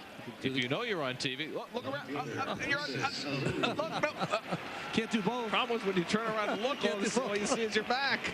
Zach McClellan, the new pitcher for Colorado. Well, he made his rookie debut this year after 220 games, 110 starts in the minor leagues. Took the place of Byung-Hyun Kim, who's on the disabled list with a right thumb contusion. McClellan, originally drafted by Kansas City out of Indiana University. Moises Alou leads off, and he takes a strike. John Maine threw 6, 88 pitches under his belt. Finally gave up a run in that 6th inning, working with a 4-1 lead. Alou has walked and doubled, and he lays off the breaking ball. Stopped the swing in time, 1-1. You know, we saw Peterson there with John Maine, and we talked about how great of a job Peterson has done with John, but you also have to give John a lot of credit, coming from a different organization, being open-minded enough to listen to Rick and change a couple of things, go from his big curveball to a slider. Hit hard over the bag, and Alou's got himself another base hit. Holiday over to get it, and Alou heads for second in standing with his 2nd double of the game. Well, Alou is so good at pulling pitches inside. Garrett Atkins is really not that far off the line because they know it also, but that ball well placed and hit so hard, so firm, no chance for Atkins to react. He has been hitting everything hard from day 1 of the season, and think about how many hard outs he had the first couple of weeks of the season. As it is, he's hitting nearly 400. He reminds me, and this guy was not as good a hitter as Alou, but Hubie Brooks, when he played with the Mets, used to hit those same stinging line drives. So here's Sean Green, who advanced Alou in unusual fashion his last time up. Tops this one foul. He hit a comebacker to Buchholz, who had Alou hung out to dry between 2nd and 3rd, looked at him, and for some reason let him go. Well, you're taught as a pitcher is you get that comebacker, you look at the runner to freeze him, which he did, but he didn't realize he was so far off that he had a chance to get him out. He froze him and didn't realize how frozen he was. Yeah, froze himself. Sean is 1 for 2. Single to left back in the 2nd and scored in front of Valentin's 3-run homer. Valentin has all the RBIs tonight for the Mets. He's on deck. And a good curveball, but it missed somewhere. 1-1. Las Diaz got faked out by that curve. That's a nasty curve. When he throws it right, just and I watch him throw it, he's about 50% guy. 50% of them are like that, just nasty. 12-6. That's a strike. Definitely a strike.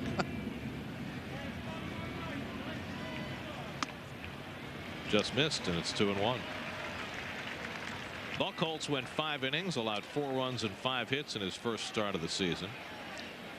Walked 2, struck out 3, hit a batter, allowed the 3-run homer to Valentin that is the difference in the game.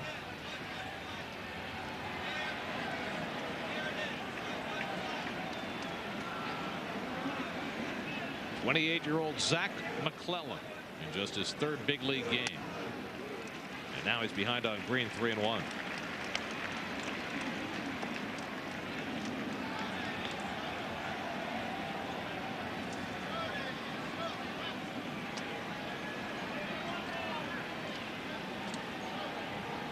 Spring training's just a memory, isn't it? Yo, what spring training?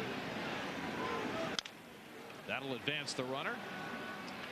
So Green does it in more conventional fashion this time. Moves Alou over to 3rd with 1 out for Valentin. First, we'll check in with the studio. Baseball Night at New York update and Matty Yellow. All right, Gary, we're talking about the Braves and the Marlins, and Miguel Olivo, a 3-run blast in the 5th, breaks a 2-2 tie. Dan Uggla also goes deep in the 5th. It's now an 8-3 Marlins lead. Dontrelle Willis on the mound for the 5th. Now the Marlins all of a sudden scoring tons of runs. They put up a 12 spot yesterday, and after declining to walk Valentin in a similar spot as last time up, after thinking about it, this time Clint Hurdle says, put him on. He's got 4 RBIs tonight. Remember that last time with Alou at 3rd and 1 out. Torrealba stuck out his left arm, and then Hurdle told him, pitch to him, and Valentin drove in the run with a sac fly. Well, that had to be kind of a hunch move, because you would automatically think that you would have walked Valentin, John Maine would have bunted. That gives you 2 outs, gives your pitcher a chance to get out of it, although you would be facing the now RBI machine in Jose Reyes. So we'll see how this one works out. John Maine will come up. Maine had a broken bat single back in the 2nd, but almost certainly will be called upon to bunt here. All the pitchers were out before batting practice today working on their bunting, as you see Alou on 3rd and Valentin on 1st. John was doing a great job, although when you watch him, he puts his hand far up the barrel, and that always concerns me. Hate to see a pitcher's right arm or right hand that far up the barrel. We saw Brian McCann got hit on the hand bunting yesterday as Maine fouls it off. McCann caught one right off the fingers of his left hand. Remember, that's the way David Cohn broke his finger. We used to tell him, Coney, do not hold the bat that high with your hand, but he had a hard time hitting and bunting early in his career. And he only did it once. And after that, he never did it again. And he became a pretty good hitter. In fact, David Cohn had the first pinch hit, successful pinch hit of any pitcher in Mets history. 0-2 to John Maine. I think it took him about 30 years, the Mets, for a pitcher to get a successful pinch hit. It was 1991, if I'm not mistaken. Of course, the Mets didn't have a position player take the mound in their first 30 seasons until Bill Pecota did it in 1992. Well, 90 and 91, I don't remember those years at all here at Shea, because they were just miserable. I was horrible. 0-2 to Maine, and bunt appears to still be on, and he fouls it off for strike 3. So Maine unable to advance the runner, and so Reyes will bat with 1st and 3rd and 2 out. If you wonder why do you still bunt in that spot, the answer is you don't want to double play. He'd rather give up an out and have Jose Reyes come to bat with people on base.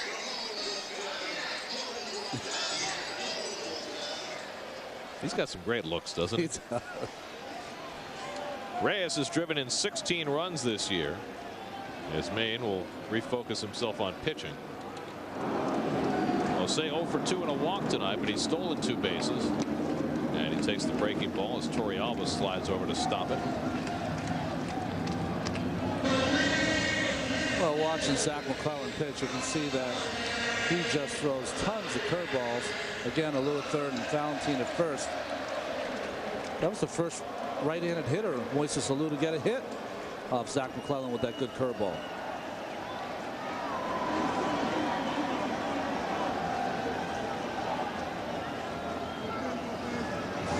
Reyes smacks one right to Helton, and that retires the side. So the Mets waste a leadoff double from Alou. On to the 7th at Shea. Still 4-1 New York.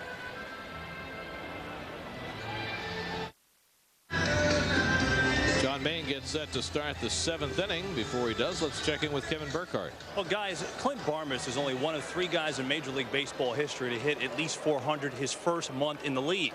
April '05, he had 410 his month in the league. In fact, he was hitting 329 before the freak accident happened. He tripped bringing groceries up to his loft and broke his clavicle. Since then, he's not been the same guy. He's hitting under 220 since that happened, and he really thinks a lot of it is mental. Most of it is mental, as a matter of fact. He said last year he tried so hard to get back to that status. He swung at everything, even at a hitter's count, a 3-1 count. He thinks this year's approach has been much better. So far, guys, though, the results aren't there. The solution is, as you look at Pedro Feliciano and Joe Smith in the bullpen, if Todd Helton ever offers you venison, turn him down. That's right. Because it was a large package of deer meat that Barmes was carrying up the stairs when he tripped and fell. Courtesy of his first baseman. In there for a call, strike 3, and Barmes is struck out for the 3rd time today. Went after him slowly with sliders. This last one right on the corner. Laz Diaz will give you a little bit on the outside corner. See that ball might be just a little bit outside. And what a great job by Loduca there after they got Barmes with fastballs the first 2 times. Just like to change it up. You can't go after a guy the same way all the time. You see Tommy Glavine do it all the time. You see El Duque do it all the time. Here's the veteran John Mabry, who pops the first pitch up. And Valentin settling under it. And quickly there are 2 out. So after giving up a run in the 6th inning, Maine retires the first 2 here in the 7th. And Bob Keppel up again in the Colorado bullpen. Looks like he'll be on to pitch. And pretty emotional for Keppel, I think. Remember, he was a Mets first-round draft pick. Never made it to the big leagues with the Mets, and now will be pitching at Shea Stadium for the first time.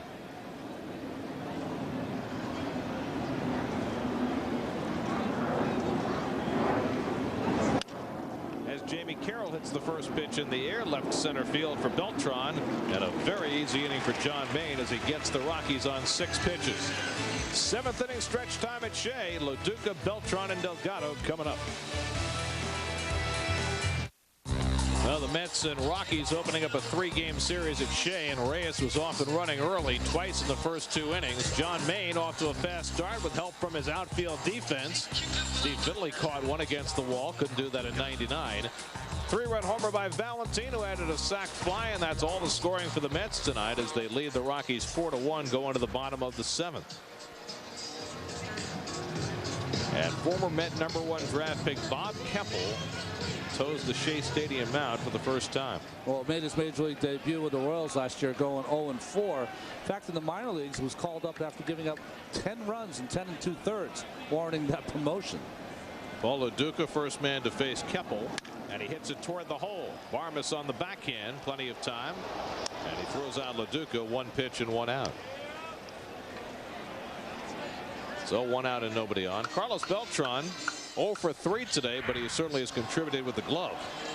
Well, that's what's great about Beltran, is that he can beat you in a lot of different ways, with his legs on the bases, of course with his bat, and also covers so much space out in the outfield, allowing Green and Alou to play closer to the lines. He takes all the gaps. Beltran hit one to the fence his last time up that Finley caught. Ball 1 from Keppel. Beltran went 0 for 5 yesterday, 0 for 3 today. And the curveball in for a strike. Keppel, drafted in the first round by the Mets in 2000, spent 6 years in the Mets farm system. Topped out at Norfolk, had some serious shoulder problems in 05, and the Mets finally released him, and he signed with Kansas City.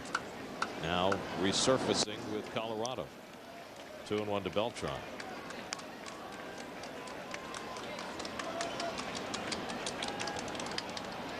Keppel, the 3rd Colorado pitcher of the night.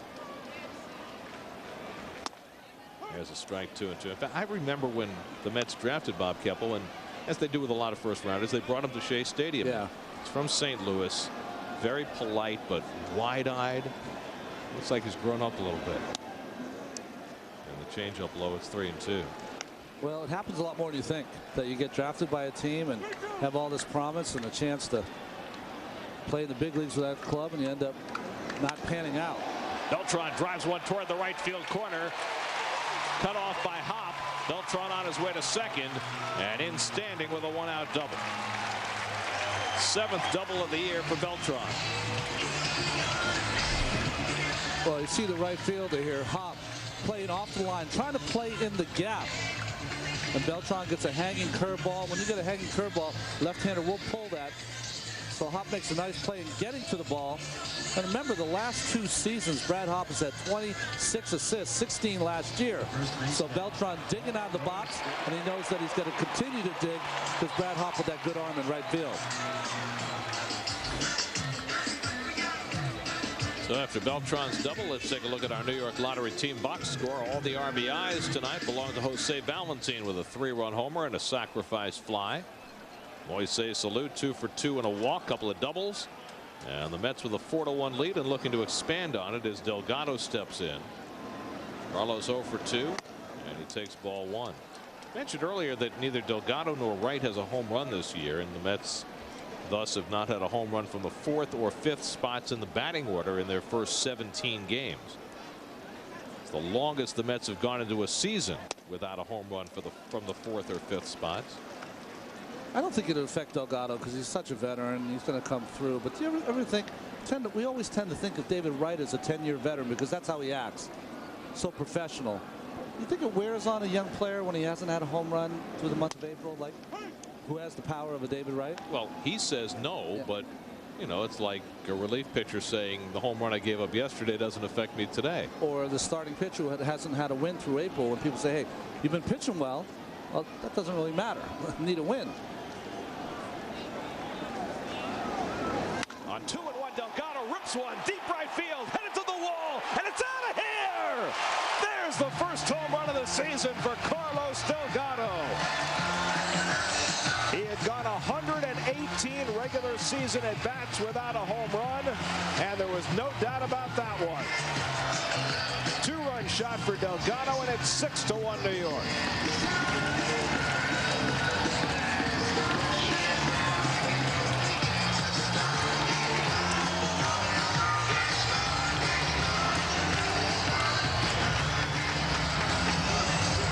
Jose's been waiting to do that dance. Well, down and in is always a problem area. See the catcher, Torrealba, sitting on the outside part. And we saw some frustration from Delgado a couple weeks ago, getting that pitch and missing it. Well, he didn't miss that one. There's Wright. Let's see if he can follow, and he takes ball 1. Remember, Delgado got hit on his left hand by a pitch his previous turn at bat, and you were concerned that, you know, there might be some problem with that hand. Well, I guess not. And the breaking ball from Keppel misses, 2-0. Nothing a little anger and a 2-run home run can't fix. And Wright now with a 3-0 advantage.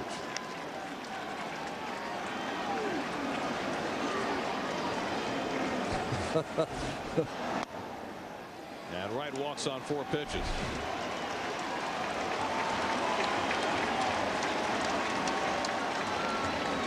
What do you think? Something along the lines of, I can't believe you beat me to it? Yeah, or yeah, you beat me to it, or you left me hanging. Well, it had been a long time coming in the regular season for Delgado, although, again, he certainly did not lack for the long ball in the postseason last year.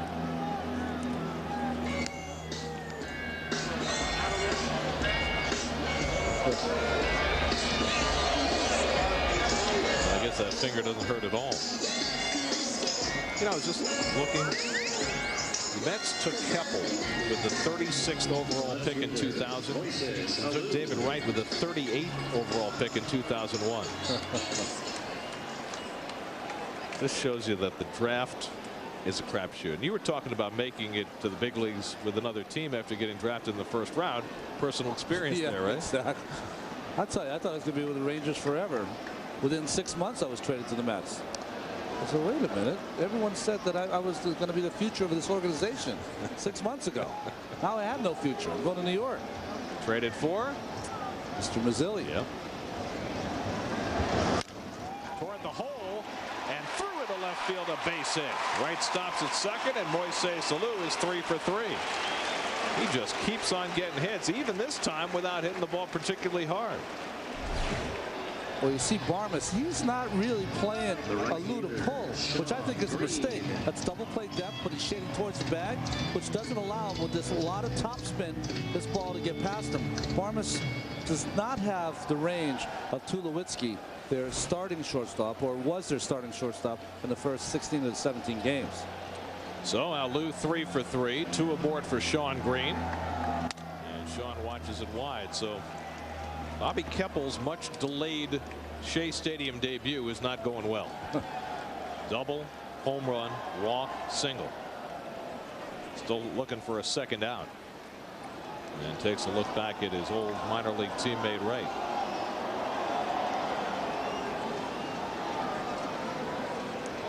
Sean Green 1 for 3, single to left back in the second. Pulls that one foul.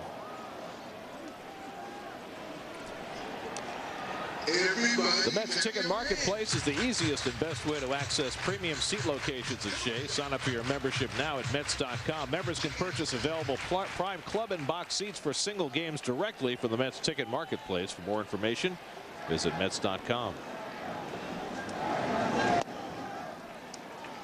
And this is low and outside to Green, 2-1, and Barmes continues to shadow runners at second base. I think that's something Clint Hurl's just told him to do against all runners at second. I think that he is the kind of player that feels that he can shadow a guy to make sure he doesn't get a jump and get back in position. Green gets under one to right field, playable for Hop. Wright is going to tag at second as Hop makes the catch and flat-footed throws it back in, and Wright easily goes to third. Well, Delgado did not miss his pitch. Watch Sean Green's reaction to this hanging changeup.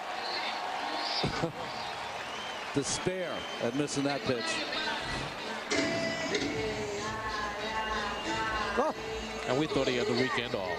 That's how dedicated he is. The Mets, even when he's not working, he's here at the game, probably taking score, sampling the food to make sure it's, tastes good. And he might have lost his mustache, but he gained a goatee. Well, here's Valentin, who's already had a big night. 3-run homer, sac fly, and he's got 2 aboard here. And he takes ball 1. Valentin had 8 RBIs for the season coming into the night. He now has 50% more. Right at third, Alou at first with 2 down. 6-1 New York, 7th inning. And we talked coming into this game about the week ahead for the Mets. 3 with the Rockies, last place team.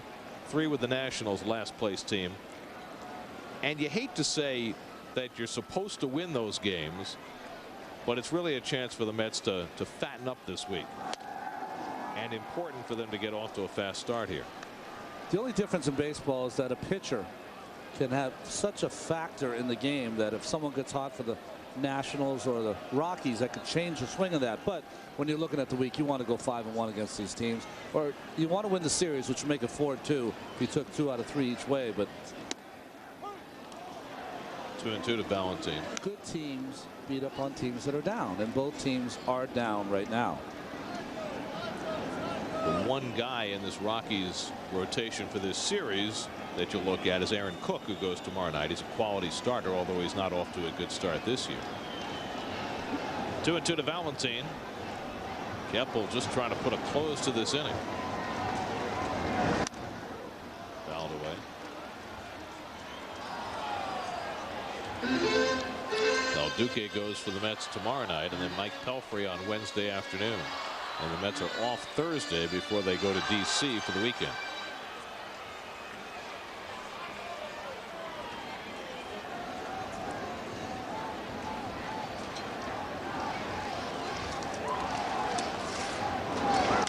Valentin grounds one, handled by Carroll.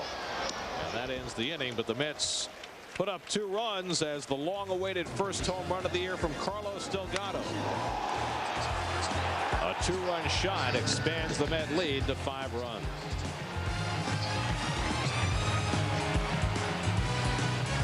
Fielder Steve Finley. Time to check out our Toyota National League scoreboard. The Marlins, who put up 12 runs yesterday, get another home run from Delgado. That's his 3rd in 2 days as they lead the Braves. Mets with a chance to regain first place. 7 home runs now for Jimmy Rollins. And the Cubs lead the Brewers after losing to the Cardinals yesterday on the Pujols 10th inning 3-run howitzer. John Maine becomes the first Met pitcher this season to throw a pitch in the 8th inning. Ball 1 to Steve Finley. That's amazing. Yeah. How the game has changed. Here's a strike 1-1. 18 games into the season, and it's the first time a Met starter has thrown a pitch in the 8th. Burgos and Feliciano staying ready. And the changeup fouled off. 1-2.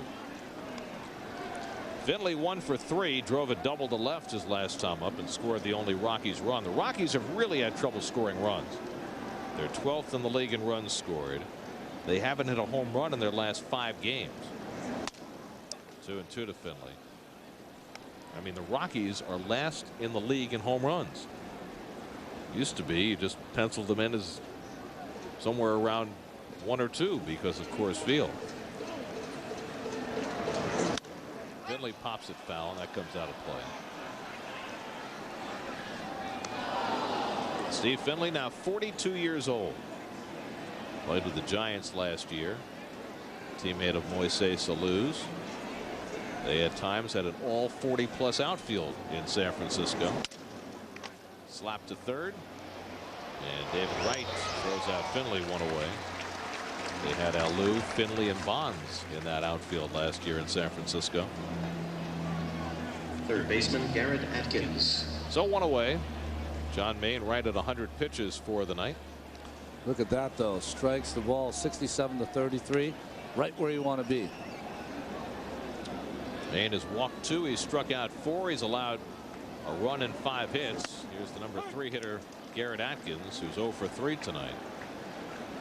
Atkins is yet to really get on track this year. 1-1.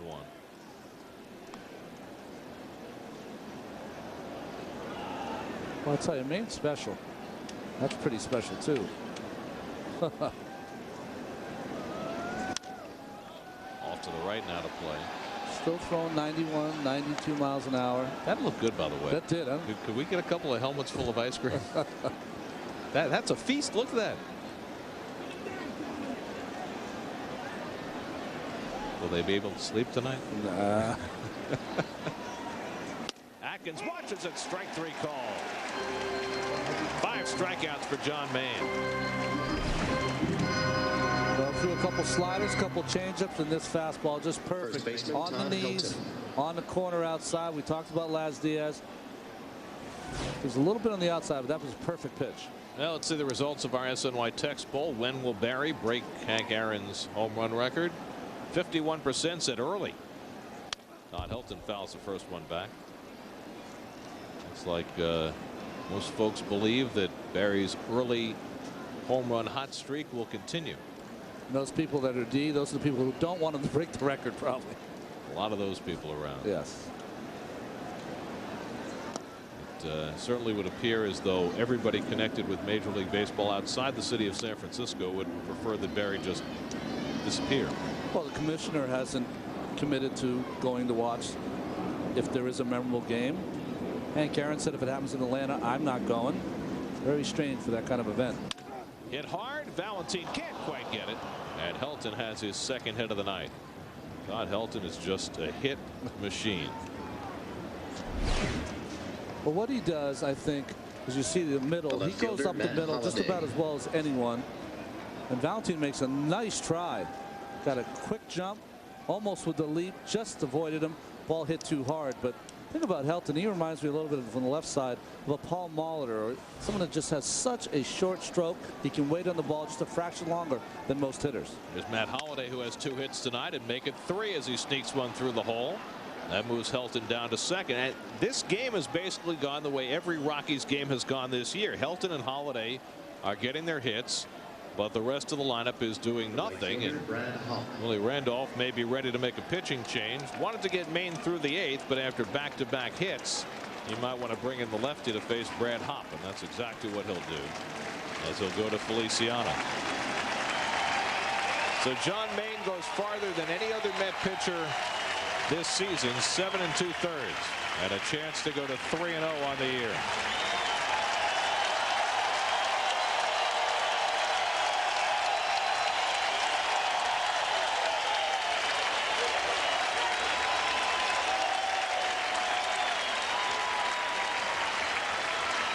This call to the bullpen is brought to you by Verizon. Switch to Verizon Fios TV, internet, phone. It's the most advanced fiber optic network straight to your home.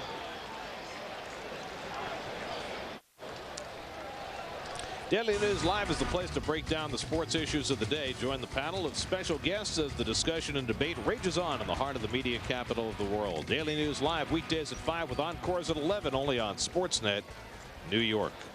Great night for John Maine. Pedro Feliciano tries to clean up in the 8th, throws one pitch. It gets Brad Hopp to Pop to Valentin. Side retired.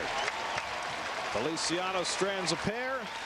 We go to the bottom of the 8th. 6-1 New York. We go to the bottom of the 8th inning at Shea. The Mets cruising with a 6-1 lead. David Newhan, whose season has been all about pinch hitting, will get another pinch hit attempt. It was an amazing weekend for Newhan as a pinch hitter against the Braves. He came to bat in all 3 games as a pinch hitter, and he walked all 3 times. He's going for Matt Franco's record.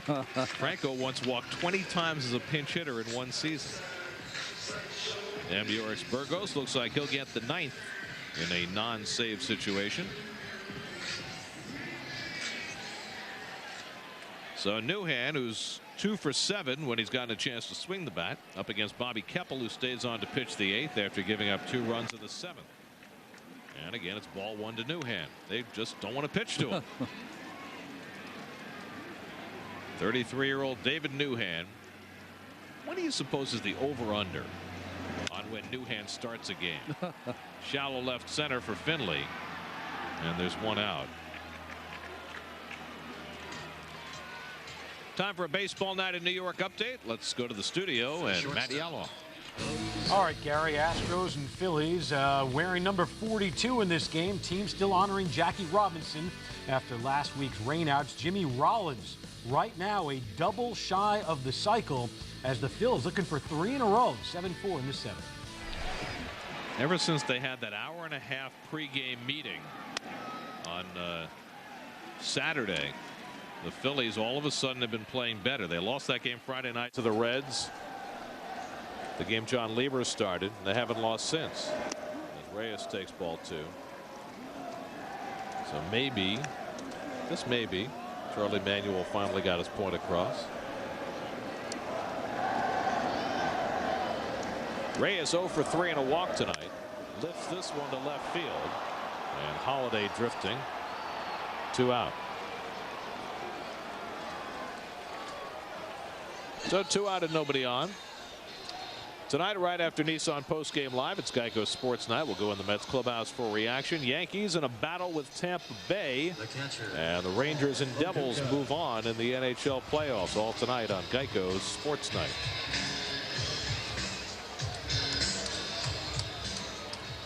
Here's Loduca, 1 for 4 on the night, singled in the 5th.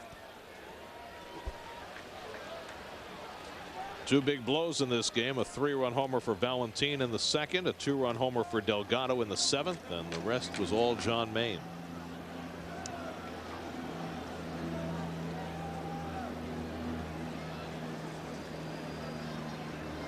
And Keppel throws a strike. Interesting in that Yankee Tampa Bay game. Tampa Bay has got some outstanding young talent. As you see, Carlos Beltran on the on-deck circle, Elijah Dukes and B.J. Upton. Paul Crawford is an ancient. Look, you know, they got some good speed, power. Upton and Baldelli have home runs for Tampa Bay tonight. A-Rod only has 13. Rocco Baldelli, of course, was a promising, great rookie season. And then lost a year and a half to that knee injury. And how about if Tampa Bay had not taken off their 40-man roster in the offseason Josh Hamilton, claimed in the Rule 5 draft by the Reds and now tearing up the National League after missing 4 years. I mean, that's, it's got to be the greatest story in baseball this year. I think by far it's the greatest story. As a guy that went through being homeless, stuck on drugs, no way out. I mean, there were folks who were concerned that Josh Hamilton might not live. Yeah. And now he's not only well, he's a productive major league player after, again, not playing for virtually 4 years. Just tell you how talented he was to begin with. Over the mound, Carroll reaches low forward and throws out LaDuca, and Keppel bounces back nicely with a 1-2-3 inning. It's on to the ninth at Shea. Mets 3 outs away from a win. And MTA New York City Subway have increased service to.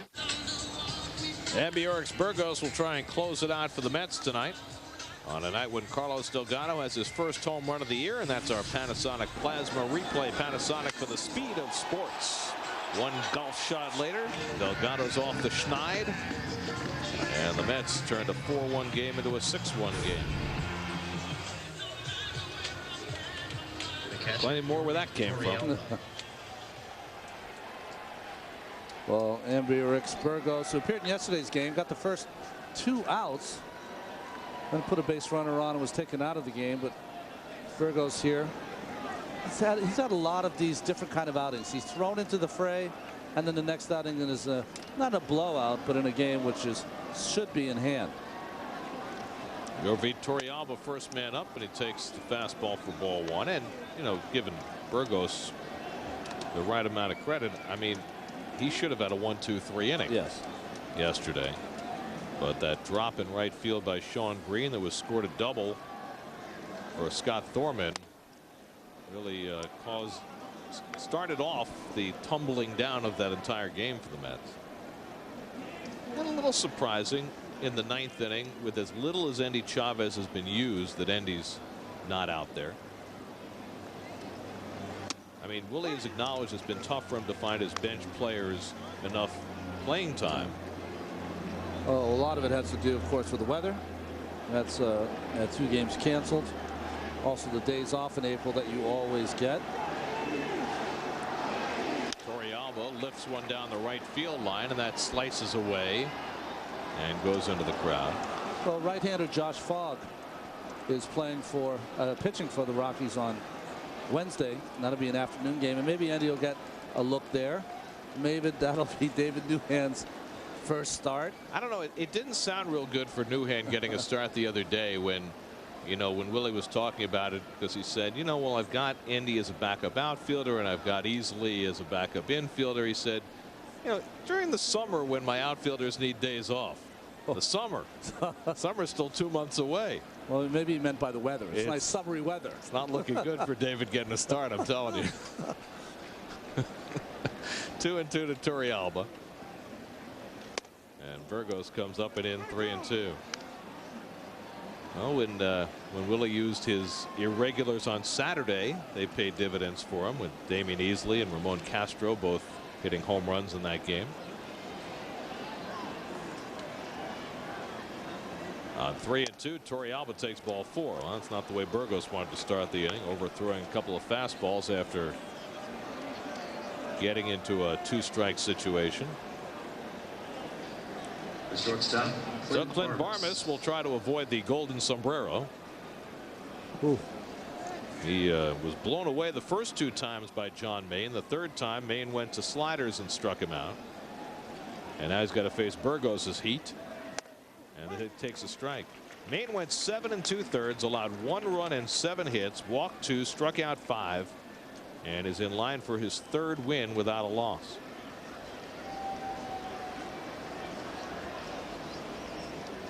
Ooh, good off-speed pitch by Burgos, and it's 0-2. Boy, he spun himself in the ground in Barmas. But the great thing about Burgos that makes that so deceptive is that he can throw 96, and with that same 96 kind of fastball motion comes the split finger.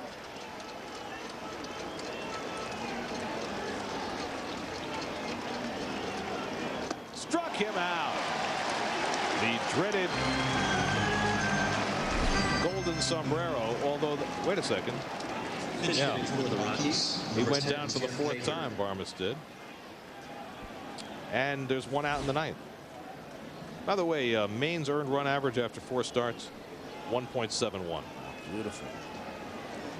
The only guy who's off to a appreciably better start is Rich Hill with the Cubs. The young lefty who's just been unhittable so far this year. Probably the only thing that's been good about the Cubs so far. It's true. Derek Lee's gotten off to a quick start too. Jeff Baker is the pinch hitter for the Rockies. 1 out and 1 on. And Baker takes a strike, 1-1. You know, John Maine has another start in April, a chance to go 4-0. And I don't have it in front of me, but I'm gonna look it up tomorrow when we come. I want to see who the last, who the Mets rookies to have, well, not rookies, but go 4-0. First full year. First full year. The ball club. Yeah. 2-1. Did you? No. Did Doc? I don't think even Doc did. Doc, of course, had that amazing year in '84 and '85. He won 17 games in '84 as a rookie. And then 24. 24-4 in '85. 24-4, 1.53. It was mockery of the league. It was a phenomenon. Yeah. It really was. Jamie Carroll on deck. Not many pitchers can put fannies in the seats. Dwight Gooden could. Torrealba at first and 1 out. Oh, and a nice backhand stop by LaDuca. I don't know how he stopped that ball. 3-2. This is a backhand that Jose Reyes would be proud of. Wow. Ball was behind him.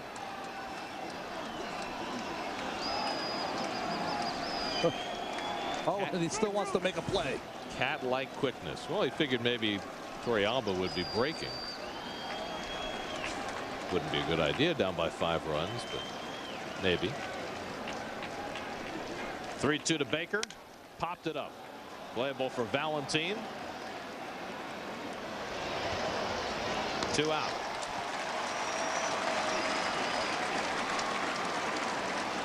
So the Rockies down to their final out of the night. And Jamie Carroll, the batter.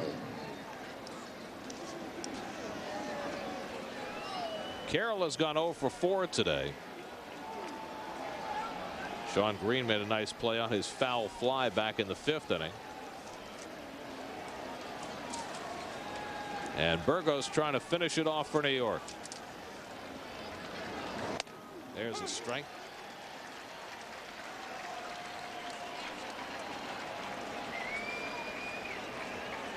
Feliciano got the final out in the 8th. Burgos trying to finish it in the 9th with Torrealba at first and 2 down. El Duque goes tomorrow night against Aaron Cook in game 2 of the series. And the splitter misses.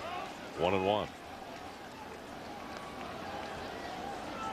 The Braves trail their game in Florida 8-5 in the 8th. So if that holds up, Mets will go right back out in front of the Braves by a half a game. They've been playing flip-flop every day. And it's only April 23rd. There goes Torrealba, and Carroll fouls it off.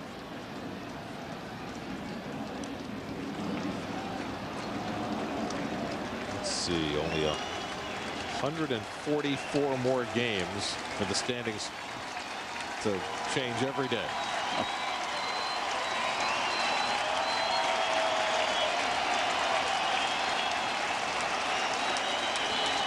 One strike away.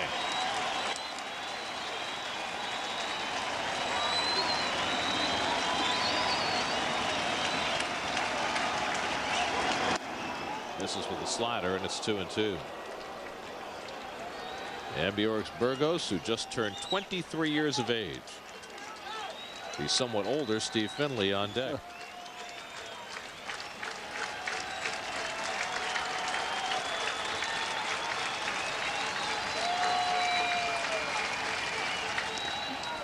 get him to chase the slider, and it's 3-2. Willie hoping that Burgos can finish it right here and not mess around.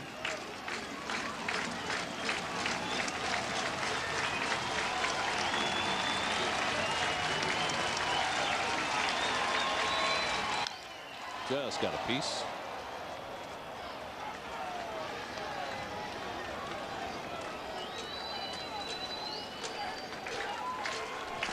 We've gone to the 9th in Florida. Still Marlins 8, Braves 5. Henry Owens on to try and finish it off for Florida. 3-2 to Jamie Carroll. And he walked him. And so the Rockies keep it going. Couple of 9th inning walks against Burgos. And Steve Finley will come up with 2 men on. Center fielder Steve Finley.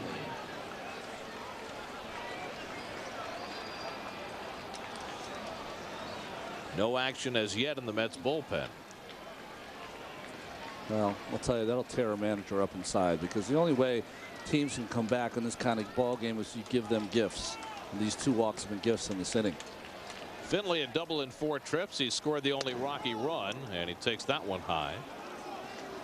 And Guy Conti grabs a baseball and gets set to hand it off. And Billy Wagner, who was not anticipating getting up here in the 9th inning, will do so now, as Finley takes ball 2, and that'll prompt a visit from LaDuca. So Burgos has walked a pair in the inning, falling behind Finley 2-0, and you've got some outstanding hitters coming up behind Finley with Atkins, Helton, and Holiday. This game could get way too interesting in a hurry. And Willie's going to take a little jaunt out to the mound. This is one of those managerial stare downs. If I was Burgos, I wouldn't want to see Willie coming out right now. I'll tell you that.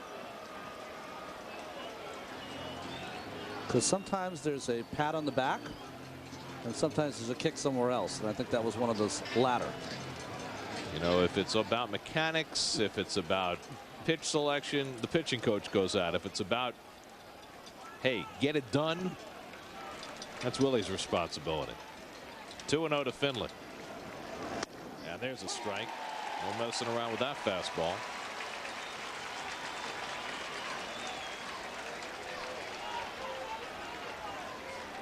This man knows how to handle men.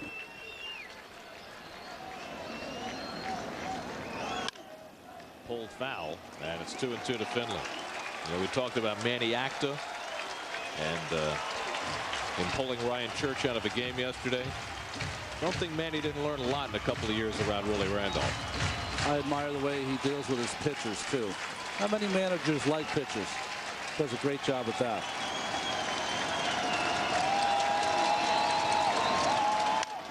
Down toward first, a foul ball. And Finley hangs in there. You know what I mean by that is that, you know, Willie's been around a lot of great pitchers, but unless you've been out on the mound and suffered some good and bad, you don't know what it feels like. And he's done a great job in taking care of the guys on the mound. 2-2 to Finley. Just missed. So Burgos, who's already thrown 28 pitches here in the 9th inning, has to throw one more. Torrealba at second, Carroll at first. They'll be off with 3-2 and 2 down. 6-1 New York, 9th inning.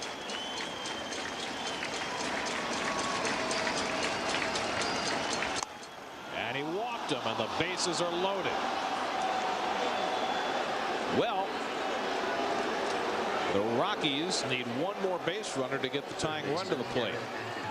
This would be a save situation if Billy Wagner came in. Delgado's heading to the mound to talk to Burgos.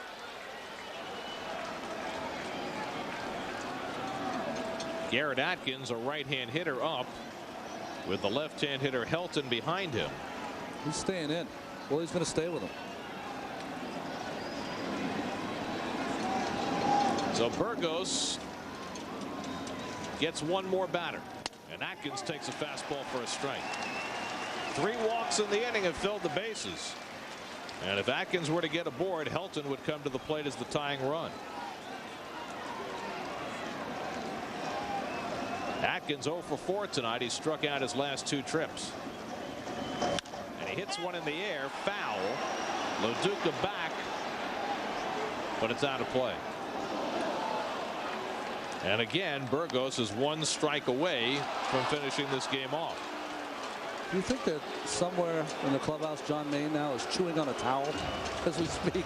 But, you know, we talked earlier about Willie and how he's handling his new guys early in the season. If this were July and August, Burgos wouldn't be in the game. But he needs to see what he can do after getting himself in this mess. Ahead 0-2 on Atkins. In the air, foul ball.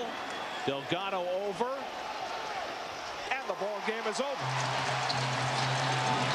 Bjork's Burgos pitches himself into and out of trouble. Delgado signs the ball after catching it for the final out. Now that's the perfect souvenir. Wow. Talk about doing it all. Delgado hits his first home run of the year. Provides the souvenir at the end of the game. Burgos gets a little shot of confidence being allowed to stay in. And John Maine goes to 3-0 on the year with another splendid performance as the Mets win 6-1. Well, you look at Maine and the outings that he has styled in. Only 1 bad outing. 21 2/3 innings, only 3 earned runs. He was the story. And also the Mets bats are starting to heat up in the power department. Well, the Mets have obliterated the opposition in their wins this year. They're now 12-6 on the season as they beat the Rockies 6-1 here at Shea. We'll come back with more in just a moment.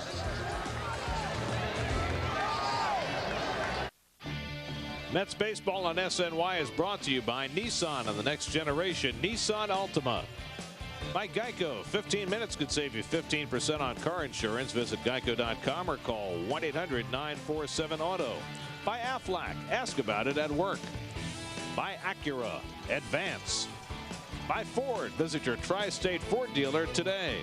And by IO Digital Cable, the leaders in HD and presenting sponsor of the Mets in high definition. Do you see in HD? Final score tonight, the Mets defeat the Rockies 6-1 to go to 12-6 on the year.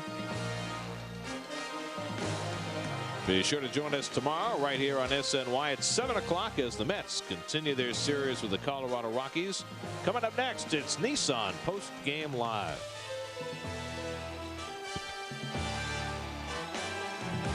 John Maine, fresh off his 6 no-hit innings against the Marlins, picked up right where he left off tonight and held the Rockies without a run for the first 5 innings tonight. Jose Valentin got him all the runs he needed with 1 swing of the bat. That's got some defense as well. A 4 RBI night for Valentin, and Delgado hit his first home run in support of Maine as the Mets win it. Now for Ron Darling and Kevin Burkhardt, I'm Gary Cohen saying so long from Shea Stadium.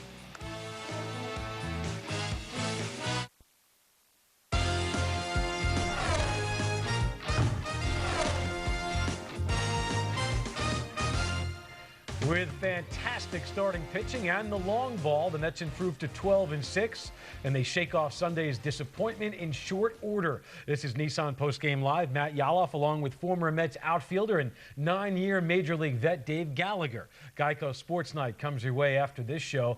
Baseball people throw around that term winning baseball all the time, doing the little things to get the big job done right. We saw a ton of that tonight. We sure did. To me, it's synonymous with winning teams. I think back to the White Sox of 2 years ago. Ozzie Guillen did something. He had those guys doing the right things, bunting to move guys over, man on second, nobody out, hitting it the other way. You saw Jim Leland do it last year. Same thing. Pudge Rodriguez, a guy that's been around forever, is willing to give himself up, give up an at-bat to move a runner. 6 times I counted little things that the Mets did tonight. Loduca, twice taking pitches for Reyes to run. Sean Green hooking a couple of balls after Alou doubled twice to get him over. Valentin with a sacrifice fly, and Loduca with a man on second going to right field. These are things that don't really get noticed by the fans, but the manager and the coaching staff absolutely love it. And those young players are going to follow those veterans. And this starts with the manager? Without a doubt. It starts with the whole coaching staff, not just the manager. But I think then it runs through your veteran players. The veterans show that they're willing to give themselves up. then it's going to follow up with those younger players. All right, Ron Darling standing by at Shea Stadium now. Ronnie, we're talking about winning baseball. How difficult is it to get older players to buy into the idea that they need to do the little things, give themselves up, if they're not used to doing it over the span of their career? Well, first, welcome, Dave. Good to have you aboard. You're doing a great job. Thanks, Ron. I think the key is that the team has a nice mixture of older and younger players, and I think the older players were always instructing the younger players how to play the game right, including the coaching staff and Willie Randolph. And I think it's just a blend of veterans that Omar Minaya and Willie Randolph have brought over here, especially Omar. I mean, Moises Alou is a great citizen, knows how to play the game right. Carlos Delgado, he can't get any better. Dave, you were talking about things that you don't see in the scorebook. How about Delgado going out to the pitcher a couple of times and trying to calm down not only Maine but Burgos? So those are the little things that this team does so well, and they do it because they're winning baseball players. You got a few later in their career that want to get themselves a ring too, and that's a good incentive for them.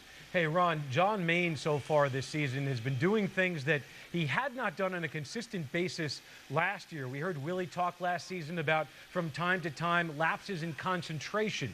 What do you think the difference is with John Maine in 2007? Well, I think that he has kind of bought into Rick Peterson, who really does a great job of instructing all different kinds of pitchers. And I think the best thing that I see with John Maine is just that he's more aggressive this year. I think that what happens to a young pitcher is that you're not sure if your stuff is good enough to get big league hitters out. And then you go through those trials and tribulations that sometimes you get them out, sometimes you don't. And as you get more and more confident, more and more success, pitch and playoff game type atmosphere, it makes you more confident. And when you're confident, you go after the hitters. And when you go after the hitters, you have a game like Maine had tonight. And he's been, first guy to go into the 8th inning for the Mets this year, eating up innings. That's a great thing for any starter. Hey, Carlos Delgado, we know he hadn't hit a home run until tonight. Professional athletes, Ronnie, you're a pitcher, so let's spin it in your direction here. Okay. When you do not have overall success, do professional athletes start to question themselves at any point? Listen, professional athletes always question themselves, but guys like Carlos Delgado, who have done it for so long, they know that eventually it's going to come. But there's a lot of work. There's a lot of foundation that you have to set up before you can get there. It's not baseball's not one of those games where if you're not getting hits, it's just going to come just naturally. It doesn't work that way. You go in the cages, you get a lot of batting practice, and because of the weather and the days off, a lot of these guys have been hitting in the cage a lot. And I think being outside and hearing the crack of the bat and getting that batting practice outside on the diamond, I think is going to help all the hitters, especially the power guys. All right, how about David Wright while we're on the topic of it? Do you notice that pitchers are treating him differently or pitching him differently in the last, 3-4 games since he's kind of gone into a little bit of a slump here? I don't think they're pitching him any differently. I think they're making really good pitches on him. The best curveball that Taylor Buchholz threw tonight was to David Wright to strike him out in his first at-bat. And that's what happens when you're struggling a little bit, as David is. He's working hard before batting practice to get back where he's covering that outside part of the plate. And to tell you the truth, his last at-bat, that drive to right field that he just missed hitting out of the ballpark, I think is a good sign. That says that he's staying on that outside pitch. And I think that's something positive, even though in a day where he didn't get a hit, something positive he can bring till tomorrow. All right, Ron Darling at Shea Stadium. And I know you don't feel old, Ronnie. 25 years ago, Julio Franco, I knew if you were here, you'd be shaking your head. You'd just be standing here shaking your head. 25 years. Ron Darling at Shea. Thanks a lot, buddy. Thanks, guys. All right. He talked about that last at-bat by David Wright, going to right field with a little bit of authority here. Let's talk about it. 0 for 12 coming in, 0 for 3 tonight with a walk. So it's a mini slump. Let's call it that. What do you see, Dave Gallagher? Well, I'll tell you the truth. I think that what he's doing is maybe it's a pre-pitch thought. Sometimes when you look middle in before the pitch is even thrown, you don't really see the ball away. You don't see off speed. You don't recognize it. What I know about David Wright is when he came up when he was very young, what amazed me is how he looked the other way, drove the fastball to the opposite field. And when you're thinking of driving the fastball to the opposite field, you stay back long enough to recognize off-speed pitches. So that's David Wright's night tonight.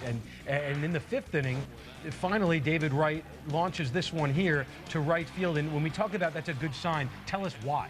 I believe that he was. Before the pitch was even thrown, I think he was looking the other way. I really think he was looking to drive that ball the other way. And what's the reason?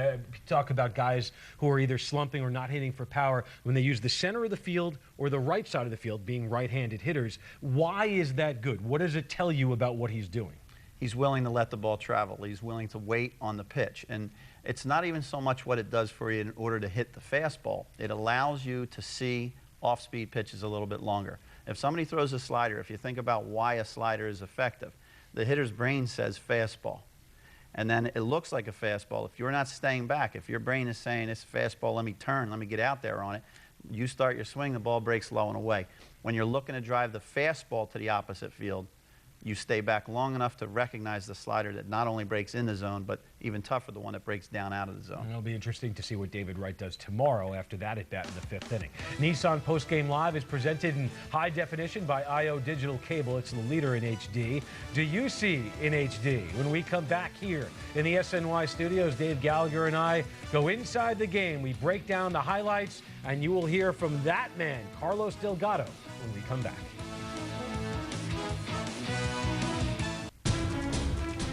All right, we're back here on Nissan Postgame Live. Dave Gallagher and I go inside the game right now. Shea Stadium, the site for the Rockies and the Mets. The Mets have dominated the Rockies in recent years at Shea and overall. John Maine coming in with a 1.93 ERA. Top of the first, 2 out, and he gets Garrett Atkins to fly out to it's a 13-pitch, 1-2-3 inning. Taylor Buchholz going for Colorado, and Jose Reyes leads off the game with a walk. His 12th walk of the season, and here's Paul LaDuca stepping up, and Jose Reyes takes off his 11th steal of the year. Little things win ball games. There you go. Take a pitch when the guy gets a good jump. Let him steal his bases. All right, so Reyes is in. LaDuca with a chance to drive in the run, but he sends this fly ball deep to right. Brad Hopp makes the catch. Reyes easily advances to third. So Carlos Beltran comes up with less than 2 outs, and check this out. Broken bat. They have the infield in, Dave, and it works out well because Reyes is stuck on third base. Next up is Carlos Delgado, and he hits the pop-up down the line. Jamie Carroll makes the catch, so the Mets leave Reyes standing at third. Top of the second, 1 out, Matt Holliday with a single up the middle, and then Brad Hopp comes up on a 2-2 pitch, and Holliday is off, and LaDuca loses the handle there, so Holliday's in with a stolen base. After walking Hopp, Yorvi Torrealba comes up, and he crushes this pitch to center. Check out Carlos Beltran all the way to the wall. Nice little leaping catch there. Willie Mays, in his words, he says, good outfielders make tough plays look easy, and Beltran got a good angle, knew where the wall was, made it look easy. All right, after the Beltran catch, Maine gets Clint Barmas swinging, and Maine works himself out of trouble. Bottom second, Moises Alou on after a walk. This is Sean Green going the opposite field.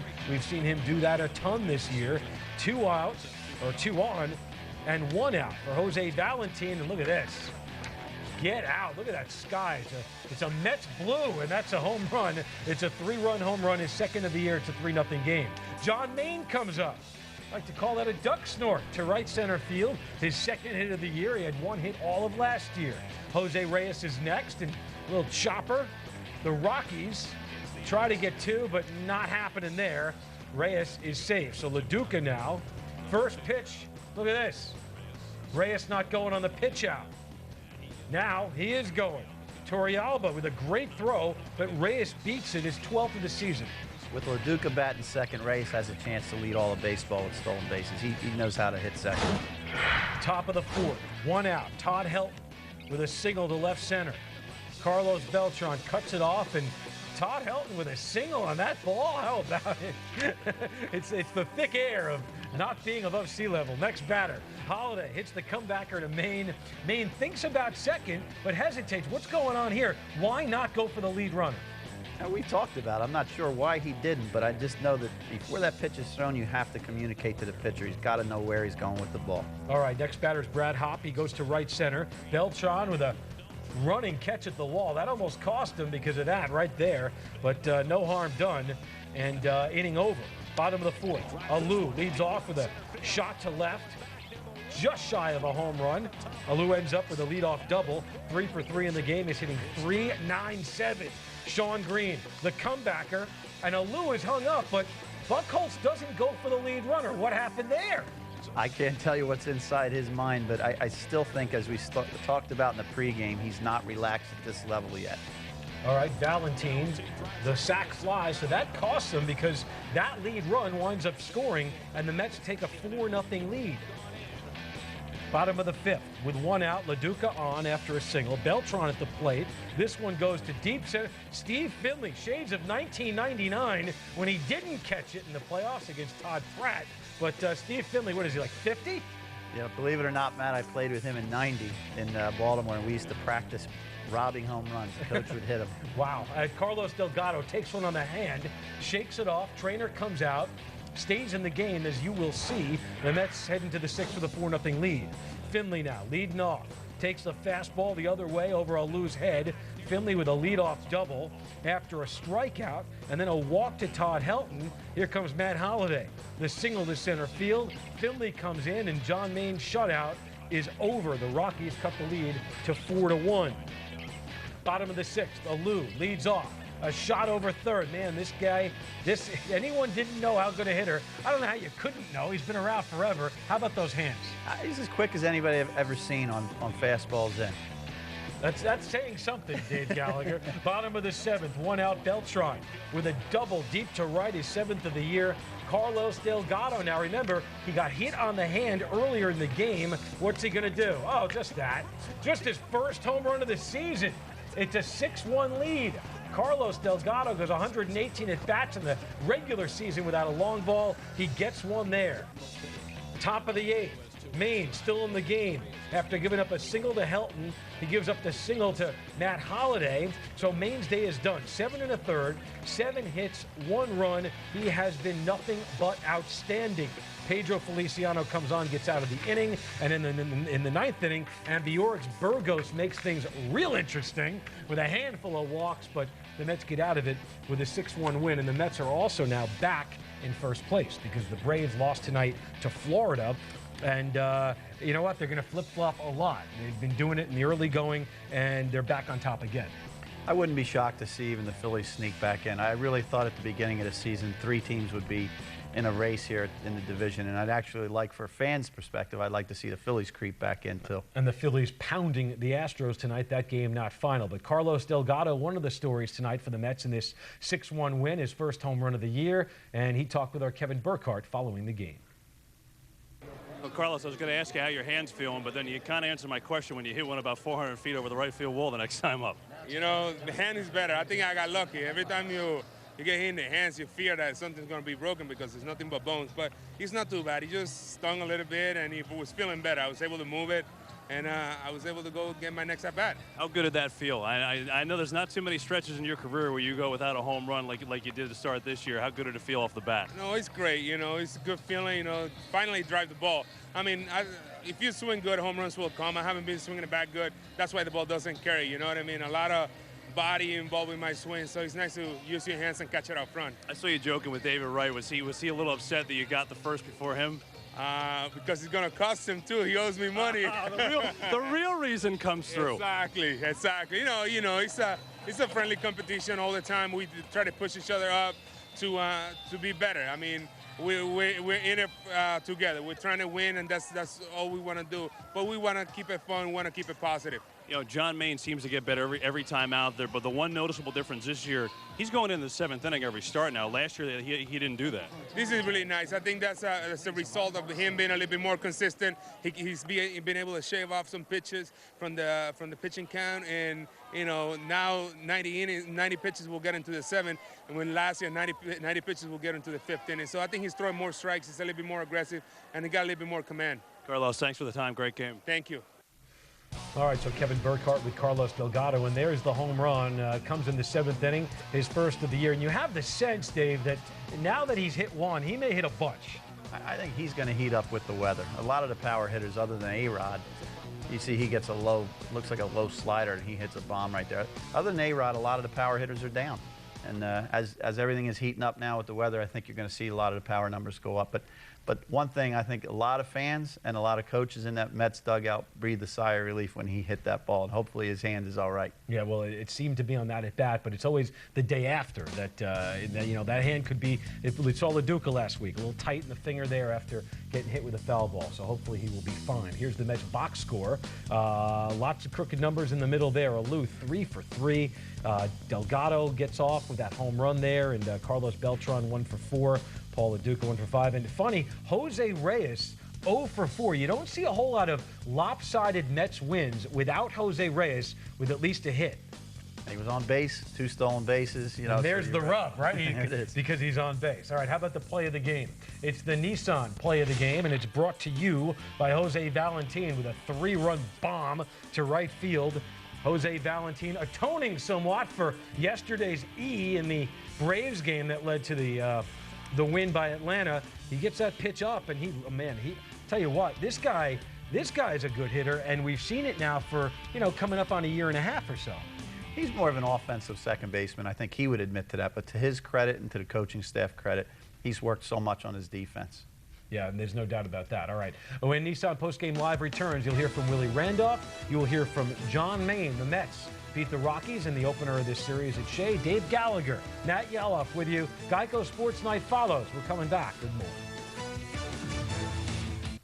More to do on Nissan Postgame Live, but first we check in with BC for a look at what's coming up on GS. It's Geico Sports Night to you. Man, you are so hip. Thank you, Matty, and we'll have much more reaction from Shea and details on another big night for A-Rod. You'll also hear from the Rangers, less than 48 hours away from taking on the Sabres in the Eastern Conference semifinals. And we're going to talk basketball as well. Nets less than 24 hours away from Game 2 in Toronto. We've got that and a whole lot more when Steve Overmeyer joins me for Geico Sports Night. But now it's back to Nissan Postgame Live with the one and only Matt Yellow. Thank goodness for that, Brian Custer. Willie Randolph's team back in first place. His club beats the Rockies tonight while the Braves lose to the Florida Marlins. Here's Willie Randolph with his comments just a short while ago. Well, before the game, you talked about what you liked most about John Maine. What about his ability to go much deeper in games this year than last year? Well, when he's efficient, throwing, first strikes, getting ahead of hitters, he can do that. I mean, he's a big, strong kid, works hard, and sometimes he gets a lot of first strikes, sometimes he gets a lot of first, pop-ups. Because he has that good riding fastball. Guys think they can get to it and they pop it up. So he has the tendencies to go through some quick innings, and that's usually why he sometimes goes a little bit longer than the most quality starts. So when he's in a rhythm, he's chucking the ball up there, and the guys are trying to get on him quick, and he gets some quick outs, which is important. I guess Carlos Santana's okay. Was it nice to see him go deep for the first time this year? Yeah, a big fella got the first one under his belt. There's going to be many more to come, but it's always good to get off the schneid there. He was lucky that the ball just kind of clipped him a little bit. He might be a little sore, but he should be okay. Hitting eighth, what was so hard to do in the National League? Can you talk about Jose's night tonight? Well, I trust Jose in that spot because he's smart. He's obviously a switch hitter, and I like him there because if you don't watch him, he can steal a base. He just does a lot of things for you. He's almost like a player coach in a way, in a sense. And then he can take you deep if you make a bad pitch. He's just one of those smart kind of players that you trust in that spot. He knows how to play the game. He knows how to, react in situations. And like last year, he did a great job for us last year, and I feel he's going to have another good year for us this year. You also talked before the game about finding out about your guys in the bullpen a little bit and just seeing. Was that your trip to the mound? I think was that the same type of situation with Burgos there? Yeah. Maybe you don't leave him in if this is August. Well, I trust my people all the time. It's not about being predictable or going with the so-called percentage or whatever. Just a long season, and I like the first third of the season. I like to see what I got, see what my guys are made of, and I'm always challenging them. If not on the mound, just in the clubhouse. During practice, before games, I'm always conversing with my players and getting a feel for who they are. So, he got a little bit out of himself a little bit. It was, mechanics was flying open a little bit, but when he pounds the zone, he's tough to hit. And you saw that the balls they hit, they just popped up. He couldn't square up on them, but he needs to just continue to work hard. And once we get him, pounding the zone consistently, he's going to be a big asset for us. Willie, what did you tell Burgos to try and calm him down in that situation? I don't divulge what I told my guys one-on-one like that. Can we assume there was a challenge within that conversation? Yeah, well, usually it is. I'm not going to run out there for nothing. It's a few choice words, but hopefully they respond, and when the boss speaks, they usually do, I guess. Though they should. But listen, it just a little vote of confidence, and he finished the game for us. I didn't really want to go to my big boys in a 5-run lead, but Billy was warming up just in case, but I wanted to see what he can do for him, and he came through. Willie, when you went out to get John in that 8th inning there, you kind of patted him on the chest and looked like you said something to him. Well, I'm real proud of John. Just like Oliver Perez and those guys who came in last year, did a nice job for us, and they picked up in spring training, coming in great shape. And so far this season, they've taken ownership of their spot in the rotation, and they've pitched pretty well so far. So, I appreciate that from my players. All you can do is challenge them and get them ready and give them an opportunity. And I appreciate when they step up and show me what they're made of. And, it's early in the season. Like I always preface it by saying it's early, but, so far so good. Do you think your pitchers know when it's you coming out to the mound, when it's not a situation where you're going to pull them, that it's going to be a challenge conversation? Well, usually when I jog out to the mound, I'm not going to take them out, Right. So they probably. Do you think they recognize it? I mean, even a rookie, do you think he knows already? Not a rookie, but a young guy. I don't know. I mean, that situation, he could have thought that I couldn't wait to get him out of there because he was letting it slip away. So I don't know, but usually when I go out there just to let them know what I feel, they stay in the game. If I'm going to take them out, I usually walk out there and take my time. Yeah. So there's a message in your jogging. Yeah, I can't get ready to get it off my chest, I guess. One thing about Willie Randolph, Dave, is that you never, ever get the sense when he's speaking that he's not in control of the conversation he's involved with, whether it's it doesn't matter where it is, he's in charge. Yeah, I agree with you. I mean, the New York fans have to be extremely happy that they got Willie Randolph as their manager. I mean, it's a great situation for him. I'm glad he waited a little while. He learned the ropes with the Yankees. He comes here, he handles every situation. He handles the city, he handles the players, he handles the media fantastic. I think they're good, and they're in line for a lot of years with a good manager here. Yeah, question about what he said. He says, I'm not going to tell you what I'm talking to my players about one-on-one. He knows what he's doing. I mean, the players like that, too. I'm sure. The player doesn't mind getting pounded on. He went out to the mound to make a point, a strong point. This is not what we want to do right here.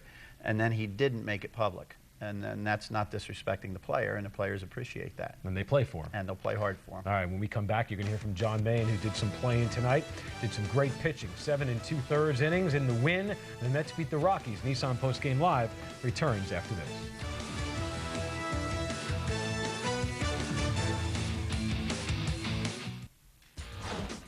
Well, one of the big stories tonight, John Maine on the mound for the Mets. Wow, what an outing. Follows up a great outing against Florida with another one against Colorado. He's 3-0, 7 2/3 tonight. John Maine, the Mets, undefeated in his starts this year.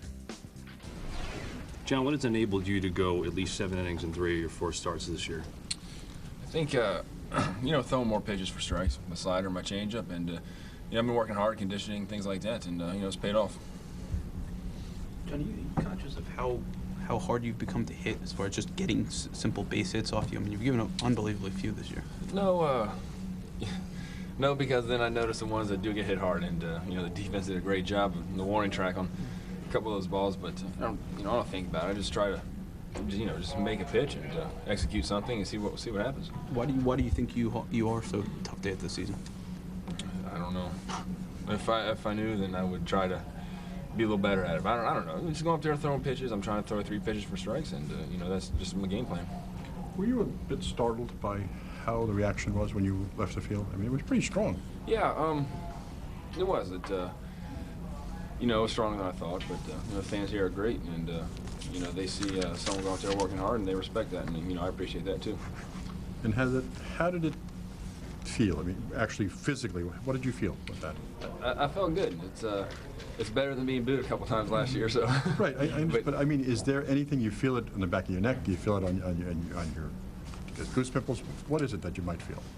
No, just I feel it inside. The fans appreciate it, and just kind of being accepted here in the city is means a great deal. Okay, thank you. John, do you expect have you gotten to the point where you expect to pitch this well or close to this well pretty much every time? My goal coming into the season was going out there and pitching at least 6 innings every game, and I had a tough time with that last year, and that's my goal this year, was to go in there and just be reliable, go out there and throw at least 6 innings, and that's what I try working on. Do you feel that the late movement on your ball has improved from last year? Yeah, I think I think I'm hitting my spots, my fastball a little better instead of just trying to throw it and you know, get guys to chase it up. I've been doing a better job, I think, so far. You know, throwing in and out, and you know, just help me out a little bit. All right, so that's John Maine. Tomorrow, Orlando Hernandez goes, Dave, and his walks to strikeouts ratio is good, or strikeouts to walks. His hits to innings is good, and his last outing, he was more than good. What can we expect? Well, I think you can expect about 15 different pitches from 15 different angles and 15 different speeds. I mean, the way to prepare for him is play wiffle ball in the backyard, because I think the guy invents pitches. It's not a comfortable at bat. It's fun to watch, but it's not a comfortable guy to hit off of. It's going to be interesting to see that, because, boy, if they can turn it over, Maine, El Duque, keep going, you know the deal. All right, that's going to do it for Nissan Postgame Live. For Dave Gallagher, I'm Matt Yaloff. Geico Sports Night comes your way next. Yankees highlights, Mets highlights, Rangers, the whole thing. Take care.